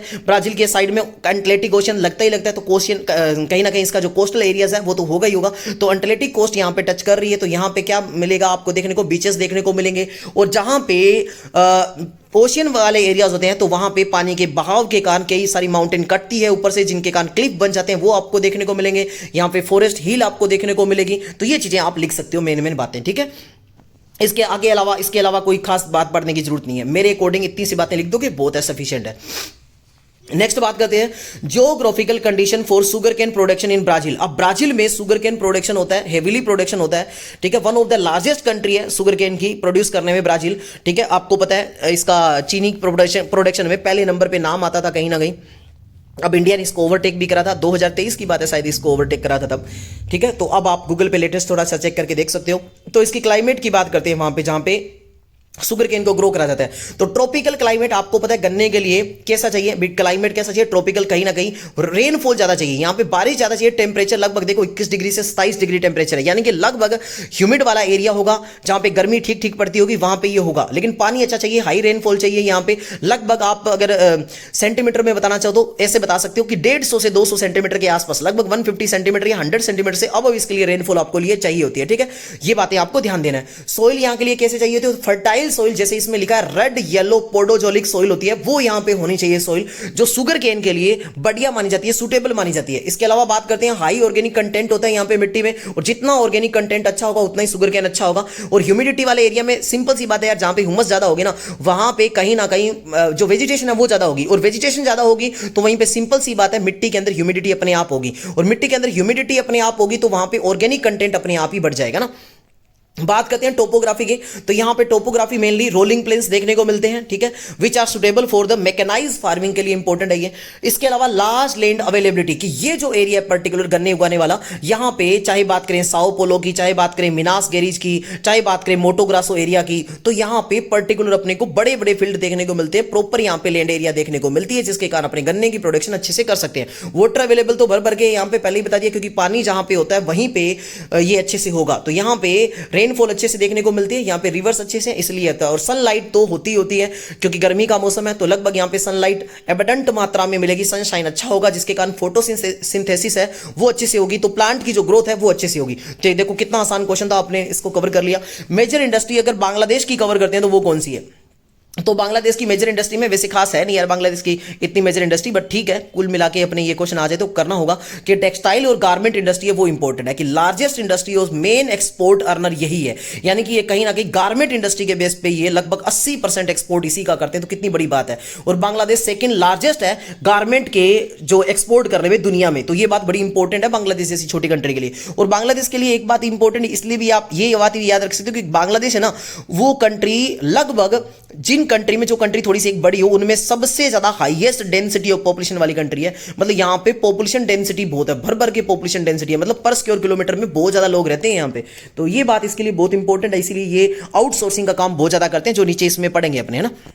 एग्रीकल्चर देखने को मिलता है, तो एग्रीकल्चर आज भी कहते हैं यहां का एक मेजर सेक्टर है, बहुत बड़े लोग आज भी कहीं ना कहीं पॉपुलेशन है वो किसके ऊपर डिपेंड करती है? एग्रीकल्चर पे डिपेंड करती है। और एग्रीकल्चर के प्रोडक्शन में जूट का क्वेश्चन आपको अलग से भी पढ़ना है, मैं बता भी देता हूं, जूट का प्रोडक्शन दुनिया में सबसे ज्यादा होता है वो बांग्लादेश में ही होता है, क्योंकि ये हमारा वेस्ट बंगाल हमारे पास रह गया, ईस्ट बंगाल ये उनके पास चला गया, तो यहां पे जूट का प्रोडक्शन बहुत अच्छी मात्रा में होता है। इसके अलावा यहां पे राइस की खेती अच्छी होती है, टी की अच्छी होती है, और फिशरीज तो देखने को मिलती है। इसके अलावा फार्मेटिकल इंडस्ट्री भी यहां पे देखने को मिलती है, लगभग ये 150 कंट्री से ज्यादा कंट्रीज को ये फार्मेटिकल जो प्रोडक्ट है वो अपने एक्सपोर्ट करते हैं। शिप बिल्डिंग ये इनकी इंपॉर्टेंट इंडस्ट्री है, इनको ध्यान देना है कि शिप बिल्डिंग इनकी एक राइजिंग ग्लोबल डिमांड वाली इंडस्ट्रीज है, ये कहीं कहीं स्मॉल से लेके मीडियम साइज की शिप को बनाने का ये काम करती है, जिनके कारण काफी हद तक इनकी डिमांड है। और लेदर और फुटवियर एक्सपोर्ट करते हैं, ये चाहे लेदर के गुड्स हो, शूज हो, एसेसरीज हो, इनको ये बनाने का काम करती है। आईसीटी की बात करते हैं तो ये आउटसोर्सिंग काम करती है, ये चीज आपको ध्यान देना है कि आउटसोर्सिंग में अपनों ने पढ़ा ना कि यूएसए जैसी कंट्री है ना, उनकी कंपनी बाहर से काम करवाती है, तो बाहर से जो काम करवाती है ना वो डेवलपिंग कंट्री के इंप्लॉई से ही करवाती है, और वो डेवलपिंग कंट्री वो बांग्लादेश जैसी होगी, पाकिस्तान होगी, इंडोनेशिया होगी, ब्राजील होगी, इंडिया होगी, यही कंट्री आती है। तो बांग्लादेश एक आईसीटी के सेक्टर में अभी ग्रोथ कर रहा है, और ग्रोथ कर रहा है तो यहां पे आउटसोर्सिंग के तौर पर ये काफी हद तक बाहर की कंपनी से काम लेता है, ठीक है, ये आपको याद रखना है। इसके बाद टूरिज्म तो इंपॉर्टेंट होगा ही होगा भाई, जहां पे देखो कोई भी अगर ऐसा कोई इलाका है जिसके कहीं ना कहीं कोस्टल एरियाज लाइक कर रहा है ना, तो वहां पे टूरिज्म आएगा ही आएगा, क्योंकि वहां पे डिफरेंट तरह की आपको पता है वहां पे जो मैकेनिज्म है वो बन जाता है। जैसे यहाँ का सुंदरबन है, वो इलाका बड़ा अच्छा है जो देखने के लिए माना जाता है, तो यहाँ पे देखने के लिए लोग आते हैं। इसके अलावा यहाँ के फ्रोजन फूड और सी फूड है वो फेमस है, इनको ये एक्सपोर्ट करते हैं यूरोप और यूएसए जैसी कंट्री के अंदर, तो ये बात आपको लिखनी है। नेक्स्ट क्वेश्चन की बात करते हैं, give the factor affecting the climatic condition of USA, कि यूएसए के अंदर कौन से फैक्टर है जो कहीं ना कहीं उसके क्लाइमेट को अफेक्ट करते हैं। तो यूएसए एक दुनिया की वास्ट कंट्री है, साइज बहुत बड़ा है यूएसए का, तो इसके क्लाइमेट कैसा, कौन से फैक्टर है जो क्लाइमेट को अफेक्ट करते हैं। सबसे पहले लेटीट्यूड की बात करते हैं। लेटीट्यूड की बात करें तो यूएसए है, इसका जो आर्कटिक एरिया है, आर्कटिक ओशियन आपको पता है जो लगता है, जो नॉर्थ के इलाके में लगता है, और ये इसके कौन से स्टेट को लगता है? अलास्का। अलास्का स्टेट की अगर आप लोकेशन देखोगे ना तो कनाडा के बिल्कुल टच कर रहा है, मतलब टच तो कनाडा को कर रहा है, लेकिन ये स्टेट है, इसकी डोमिनेंस इसके ऊपर किसकी? यूएसए की है। तो यहां पे बेसिकली किसका रूल किसका है? यूएसए का रूल है, और ये आर्कटिक से टच कर रहा है, तो यहां पे सिंपल सी बात है, एक्सट्रीम लेवल की ठंड पड़ रही होगी यहां पे, और यहां पे ठंड ज्यादा देखने को मिल रही होगी, और यहां पे ही फ्लोरिडा और हवाई जो एरियाज है सब ट्रॉपिक्स वाले वो भी अपने को देखने को मिलते हैं। बात करते हैं एल्टीट्यूड वाले की हाइट कितनी होती है, तो यहां पे कुछ एक हाई एलिवेशन वाली पाई जाती है, जैसे रॉकी माउंटेन है, ये उसका ऊंचा इलाका है, सीरा नवेडा जो इलाका है वो ऊंचा इलाका है, और जो भी माउंटेन वाले इलाके होंगे वो कहीं ना कहीं कुछ हद तक क्या होंगे? ठंडे होंगे, और साथ ही साथ में जो माउंटेन्स होगी वो उनके लोकल जो वेदर पैटर्न है उसको भी चेंज करने के लिए रिस्पॉन्सिबल होती है, क्योंकि हवाएं जब चलेगी, हवाओं के अंदर जैसे ही मान लो मॉइस्चर आएगा, मॉइस्चर आने के बाद वो अगर वो ऊपर उठने का प्रयास करेगी और साथ में माउंटेन है तो वो माउंटेन से टकरा जाएगी और टकराने के बाद वे वहां पे बारिश करवा देगी। तो ये जो माउंटेन है, ये एक तो माउंटेन रीजन होता है, वो ऊंचा होता है, उनकी एलिवेशन अच्छी होती है, हाइट अच्छी होती है, तो उसके कारण वो जो क्लाइमेट है वहां का कैसा देखने को मिलेगा, थोड़ा ठंडा देखने को मिलेगा। और एक कहीं ना कहीं उनके वेदर के फिनोमेनन को चेंज करने के लिए भी रिस्पॉन्सिबल होती है, ये बात आपको जरूर लिखनी है। ठीक है, नेक्स्ट बात करते हैं डिस्टेंस फ्रॉम ओशियन। तो जो इलाके इनके कोस्टल एरिया से दूर है, वहां पे कोस्टल एरिया के पास है, वहां तो मॉडरेट इलाका अपने को देखने को मिलता है, जैसे कैलिफोर्निया है, फ्लोरिडा है, ईस्ट कोस्ट है, यहां पे अपने को मॉडरेट जो क्लाइमेट है वो देखने को मिलेगा। इनलैंड एरिया जो होगे, जो इंटीरियर इलाके होंगे, वहां पे आपको या तो गर्मी ज्यादा देखने को मिलेगी या ठंड ज्यादा देखने को मिलेगी, क्योंकि अपने को सिंपल सी बात है यार, जो कोस्टल एरियाज होते हैं जहां पे पानी लग रहा होता है, वहां पे ना तो ज्यादा ठंड पड़ती ना बहुत ज्यादा गर्मी पड़ती। क्यों? क्योंकि पानी का सिंपल सा मैकेनिज्म होता है कि पानी जल्दी से ठंडा नहीं होता, जल्दी से गर्म नहीं होता, जबकि मिट्टी होती है वो बहुत जल्दी ठंडी हो जाती है, बहुत जल्दी गर्म होती है। इसीलिए डेजर्ट के जो इलाके होते हैं ना, वहां दिन में तो 50-50 डिग्री तक टेम्परेचर होता है, जबकि रात को वो एकदम ठंडे हो जाते हैं। कि कई इलाके तो ऐसे होते हैं डेजर्ट के जहां पे माइनस में टेम्परेचर आ जाता है, तो ये मिट्टी का मैकेनिज्म होता है। तो इसीलिए जो कोस्टल एरियाज होते हैं वहां पे हमेशा क्लाइमेट मॉडरेट देखने को मिलता है हर एक में। ओशियन करंट्स की बात करते हैं तो यहां पे गल्फ स्ट्रीम जो कि एक वार्म स्ट्रीम लेके आती है, वो यहां के एरिया को वार्म करने के लिए रीजन है, और कैलिफोर्निया जो करंट है वो कोल्ड करने के लिए जिम्मेदार है, यानी कि यहां के इलाके को ठंडा करने के लिए जिम्मेदार है। जो वेस्ट कोस्ट को cools the west coast and makes it drier, यानी कि वेस्ट कोस्ट को ठंडा कर देती है, जो कि कैलिफोर्निया करंट आती है ठंडी, यानी कि ठंडी हवाएं जो चलती है ना एक तरह से ओशियन के अंदर आती है, वो भी कहीं ना कहीं उनके जो वहां का फिनोमेना है उसको चेंज करने के लिए जिम्मेदार होते हैं। इसके अलावा टोपोग्राफी की बात करें तो भाई यहां पे रॉकी माउंटेन, अपलेशियन माउंटेन है, ये देखने को मिलती है, जो कहीं ना कहीं इनके विंड यानी कि विंड पैटर्न को, प्रेसिपिटेशन यानी कि जो बारिश वगैरह होती है उनको चेंज करने के लिए रिस्पॉन्सिबल होती है। जैसे यहां पे एक इंपॉर्टेंट बात लिखी है कि जो रॉकीज माउंटेन है वो रेन शेडो का काम करती है, यानी कि इसकी वेस्ट साइड में तो बारिश हो जाती है, ईस्ट साइड में ये खाली रह जाता है। क्यों? क्योंकि वेस्ट साइड में सोचो कि हवा के अंदर क्या होगा, मॉइस्चर भर गया। अब मॉइस्चर भरने के बाद जैसे ही हवा उठ के जाने लगेगी तो आगे पहाड़ आ जाएगा, रॉकी माउंटेन आ जाएगी। अब रॉकी माउंटेन आएगा तो रॉकी माउंटेन से वो हवाएं क्या होगी, टकराएगी, टकराते ही वहां पे सारी की सारी बारिश करा देगी। अब बारिश करवाने के बाद आगे की हवा जाएगी तो उसके अंदर मॉइस्चर होगा नहीं, तो दूसरी जो ईस्ट साइड है वहां पे खाली रह जाएगा, वहां पे बारिश नहीं होगी। इसीलिए यहां पे शेडो जोन का भी ये काम करते हैं। ये बात मैंने शुरुआत के क्वेश्चन में भी आपको एक्सप्लेन करी थी। इसके अलावा कहीं ना कहीं यहां पे प्रिवेलिंग विंड्स है, एयर मासेस है, वो भी डिफरेंट है कि वेस्टर्लाइज ब्रिंग होती है, वो कहीं ना कहीं अपने साथ मोस्ट एयर लेके आती है पैसिफिक ओशन से, यानी कि अपने पानी के अंदर क्या लेके आती है, मॉइस्चर लेके आती है, हवा के अंदर मॉइस्चर लेके आती है, पानी लेके आती है, वेस्टर्लाइज जो वेस्टर्न डायरेक्शन दे आती है। और पोलर एयर मासेस होती है, वो कोल्ड होती है, तो वो यहां पे जो क्या करती है, एक तरह से ठंडी हवाओं को लेके आती है। और ट्रॉपिकल एयर होती है, वो अपने साथ हीट और ह्यूमिडिटी लेके आएगी। तो ये इंपॉर्टेंट चीजें हैं कि जिस डायरेक्शन से हवाएं आ रही है वो हवाएं उठ कहां से रही हैं वैसे ही अपने साथ लेके आती है। पैसिफिक ओशन से आएगी तो अपने साथ पानी को लेके आएगी, ठीक है, यानी कि बारिश के लिए रिस्पॉन्सिबल होगी। पोलर एयर मास यानी कि ठंडे एरिया से आ रही है तो सिंपल सी बात है यहां के वेदर को ठंडा कर देगी। और ट्रॉपिकल जो यहां का गर्म एरिया होता है बेसिकली वहां से आएगी तो यहां पे हीट और ह्यूमिडिटी को बढ़ा देगी। इसके अलावा बात करें तो गल्फ ऑफ मैक्सिको का इलाका है, यहां पे ज्यादा ह्यूमिडिटी देखने को मिलती है, यहां पे हरिकन्स जैसे थंडरस्टॉर्म जैसे ये तूफान आने को देखने को मिलते हैं। और ग्रेट लेक्स इसका इंपॉर्टेंट एरिया है ही है, जो मैंने आपको शुरुआत में बता दिया है, इनको बार बार बताने की जरूरत है नहीं। चलो आगे बात करते हैं, explain the economic resource of Nepal. Nepal के इकोनॉमिक रिसोर्स की बात कर लेते हैं अपने। तो नेपाल की जो इकोनॉमी है वो प्राइमरली वैसे नेचुरल रिसोर्स के ऊपर बेस है, आपको पता है। यहाँ पे एग्रीकल्चर कुछ हद तक ठीक ठाक होता है, यहाँ पे टूरिज्म अच्छा देखने को मिलता है, यहाँ पे हाइड्रो पावर होता है, वो इतना नेपाल में तो नहीं होता क्योंकि नेपाल तो एक लैंडलॉक्ड कंट्री है, लेकिन कहीं ना कहीं इंडिया जैसी कंट्री उसको असिस्ट करके हाइड्रो पावर यहाँ पे जनरेट करवाने का प्रयास करती है। तो एग्रीकल्चर रिसोर्स की बात करें तो यहाँ पे जो मेन इसकी इकोनॉमी है वो लगभग 60 to 65% जो इसकी पॉपुलेशन है वो कहीं ना कहीं एग्रीकल्चर पे ही बेस्ड है। और वो एग्रीकल्चर कौन कौन सी चीजें उगाते हैं, राइस उगाते हैं, मेज, व्हीट, मिलेट, बार्ले, वेजिटेबल वगैरह उगाते हैं। इसके अलावा कैश क्रॉप भी वो उगाते हैं, tea, coffee, sugar cane, cardamom हो गया, जिंजर हो गया, ये सब चीजें उगाते हैं। इसके अलावा लाइव स्टॉक रियर तो ये करेंगे ही करेंगे, पहाड़ी इलाके में जो लोग रहेंगे वो कैटल को पालेंगे, बफेलोज वगैरह है, गोट्स वगैरह है। पोल्ट्री फार्मिंग यहाँ पे देखने को पक्का मिलेगी जो भी पहाड़ी इलाका है वहां पे। फॉरेस्ट रिसोर्स की बात करें तो ये देखो पहाड़ी इलाका है, वहां पे आपको पता है जंगल होगा तो लगभग 40% नेपाल का एरिया है वो जंगल से कवर है, जबकि इंडिया का तो लगभग 23% एरिया ही जंगल से कवर है, इनका 40% है। इसीलिए यहाँ पे ऑक्सीजन की बात अच्छी देखने को मिल रही होगी, ठीक है। और यहाँ पे टिम्बर इसीलिए लोगों को अच्छी प्रोवाइड होती है, फ्यूल वुड यहाँ पे अच्छी प्रोवाइड होती है, मेडिसिनल जो हर्ब्स है वो इनको अच्छे से प्रोवाइड होती है, ठीक है।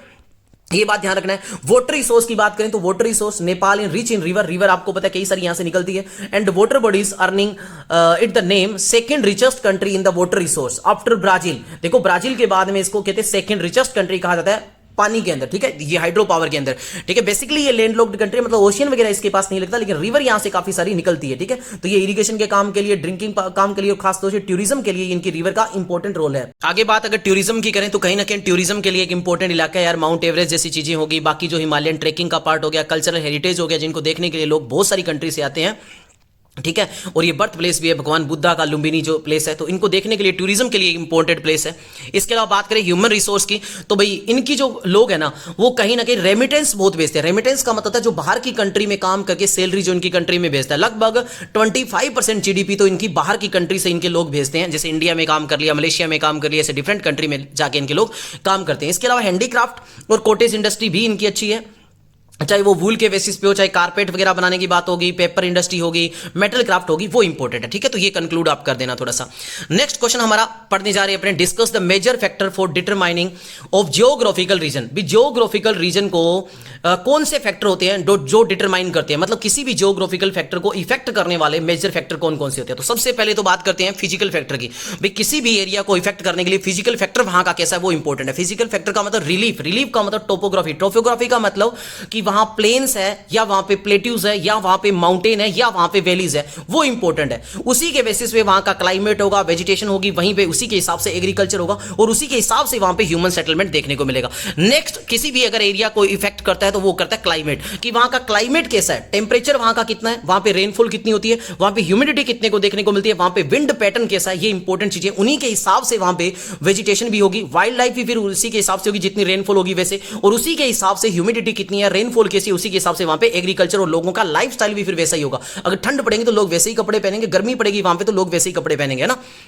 तो कहीं ना कहीं क्लाइमेट एक इंपॉर्टेंट रीजन है। इसके अलावा सोइल तो बड़ी इंपॉर्टेंट है। सोइल के टाइप्स में बहुत सारी टाइप है, जो इंडिया में मेनली जो ICAR ने बांटा वो 8 टाइप्स में बांटा, उनमें से कुछ एक नाम यहाँ पे लिखा हुआ है। एलुवियल हो गया, ब्लैक सोइल हो गया, रेड हो गया, लेटराइट सोइल हो गया। तो इनकी सोइल के बेसिस पे ही आपको पता है एग्रीकल्चर होगी और उसी के बेसिस पे यहाँ की बाकी वेजिटेशन होगी। तो सोइल भी एक इंपॉर्टेंट फैक्टर है किसी की जियोग्राफिकल एरिया को प्रभावित करने के लिए। इसके अलावा नेचुरल वेजिटेशन वहां पे कैसी हो रही है, कि वहां पे फॉरेस्ट कितने हैं, जैसे नेपाल में फॉरेस्ट अच्छे हैं, भूटान में फॉरेस्ट अच्छे हैं, तो वहां पे उसी के हिसाब से उनकी कल्चर है, उसी के हिसाब से वो काम करते हैं। वहां पे ग्रासलैंड कितनी है, वहां पे डेजर्ट कैसा है, उसके हिसाब से लोग रहेंगे। अगर डेजर्ट इलाका है तो वहां पे लोग कम रहेंगे, अगर डेजर्ट इलाका नहीं है, प्लेन इलाका है, तो वहां पे लोग ज्यादा रहेंगे। तो ये सारी चीजें डिपेंड करती है। इसके अलावा वाटर बॉडीज कितनी है, ये एक इंपॉर्टेंट, सबसे मोस्ट इंपॉर्टेंट फैक्टर है, कि वहां पे रिवर्स कितनी है, कैसी है, लेक्स कितनी है, किस एरिया में फ्लो कर रही है, ठीक है, और वो पेरेनियल रिवर है या कुछ एक टाइम ही फ्लो कर रही है, तो उसके बिहाफ पे लोग काम करेंगे वहां पे और उसके हिसाब से लोग वहां पे रहेंगे। तो ये एक इंपॉर्टेंट फैक्टर है।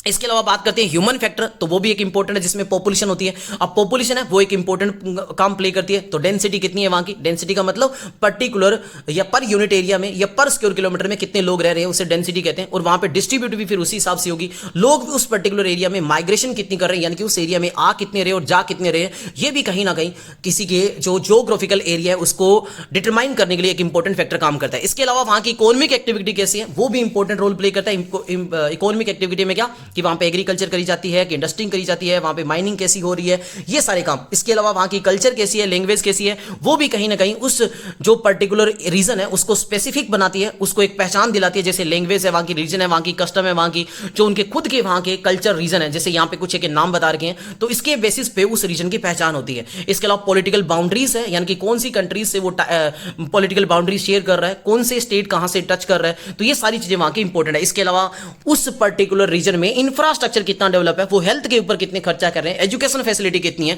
ये सारे इंपॉर्टेंट काम प्ले करते हैं। इसके अलावा हिस्टोरिकल फैक्टर भी इंपॉर्टेंट रोल प्ले कर रहा है, कि हिस्ट्री में उसकी लोकेशन कैसे रही थी, क्या उसके ऊपर किसी दूसरे ने रूल करा था तो कहीं ना कहीं कल्चर भी वहां की वैसी चेंज हुई दिखाई देगी। वहां पे माइग्रेशन पैटर्न कैसा था पहले, हिस्ट्री में वहां पे लोग कैसे रहे होंगे, कितने रहे होंगे, ये सारी चीजें कहीं ना कहीं अगर अपने कंक्लूड करें तो ये सारे एक जियोग्राफिकल रीजन को प्रभावित करते हैं। तो आई होप ये क्वेश्चन आपको समझ में आया होगा।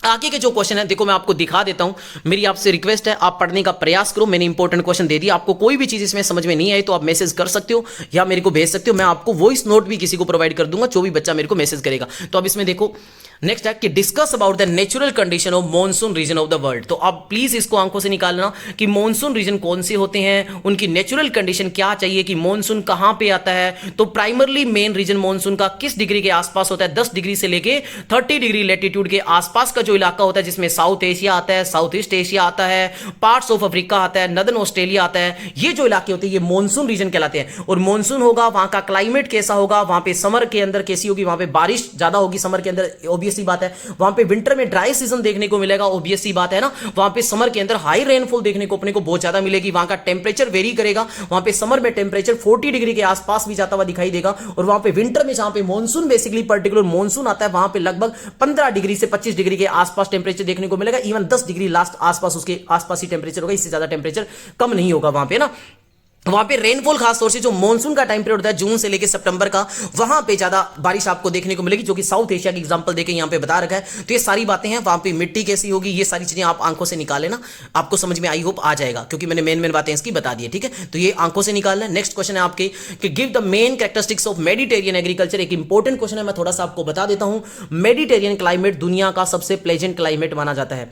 मेडिटेरियन एग्रीकल्चर की बात करें तो मेडिटेरियन जो सी के आसपास या ऐसे ही क्लाइमेट जहां पे पाया जाता है, उस जैसी एग्रीकल्चर करी जाती है उसे मेडिटेरियन एग्रीकल्चर कहा जाता है। बेसिकली मेडिटेरियन सी कहां पाया जाता है, पहली बात तो ये आप बता दोगे कि ये यूरोप कॉन्टिनेंट के साउथ में और अफ्रीका कॉन्टिनेंट के नॉर्थ में पाया जाता है। यहां पे बेसिकली जो एग्रीकल्चर करी जाती है वो सिट्रस फ्रूट की एग्रीकल्चर करी जाती है। यहां पे जो ग्रेप्स की कल्टीवेशन है वो काफी अच्छी होती है। यहां पे सुपीरियर क्वालिटी के जो ग्रेप्स है वहां उनसे वाइन बनाई जाती है, और इंफीरियर क्वालिटी के जो ग्रेप्स है उनसे रेजिन्स वगैरह बनाई जाती है। और इनकी डिमांड जो वाइन्स की होती है वो यूरोप की कंट्री में ठंड में अच्छी होती है, इसलिए वहां पे अच्छा मतलब ट्रांसपोर्टेशन का ये काम करते हैं। इसके अलावा यहां पे वेजिटेबल है उनकी फार्मिंग अच्छा देखने को मिलती है। तो ये यहां पे लिख देना। यहां पे आपको पता है समर का जो सीजन है वो बड़ा अच्छा रहता है, यहां का समर होता है वो ड्राई समर देखने को मिलता है, गर्मी यहां की अच्छी देखने को मिलती है, ठीक है। तो ये थोड़ा सा देखने को आप देख लो। यहां पे जो अगर अपनी बात करें कि एनिमल हस्बेंड्री किस तरह की करी जाती है, तो यहाँ पे शीप और गोट बेसिकली करी जाती है, ठीक है।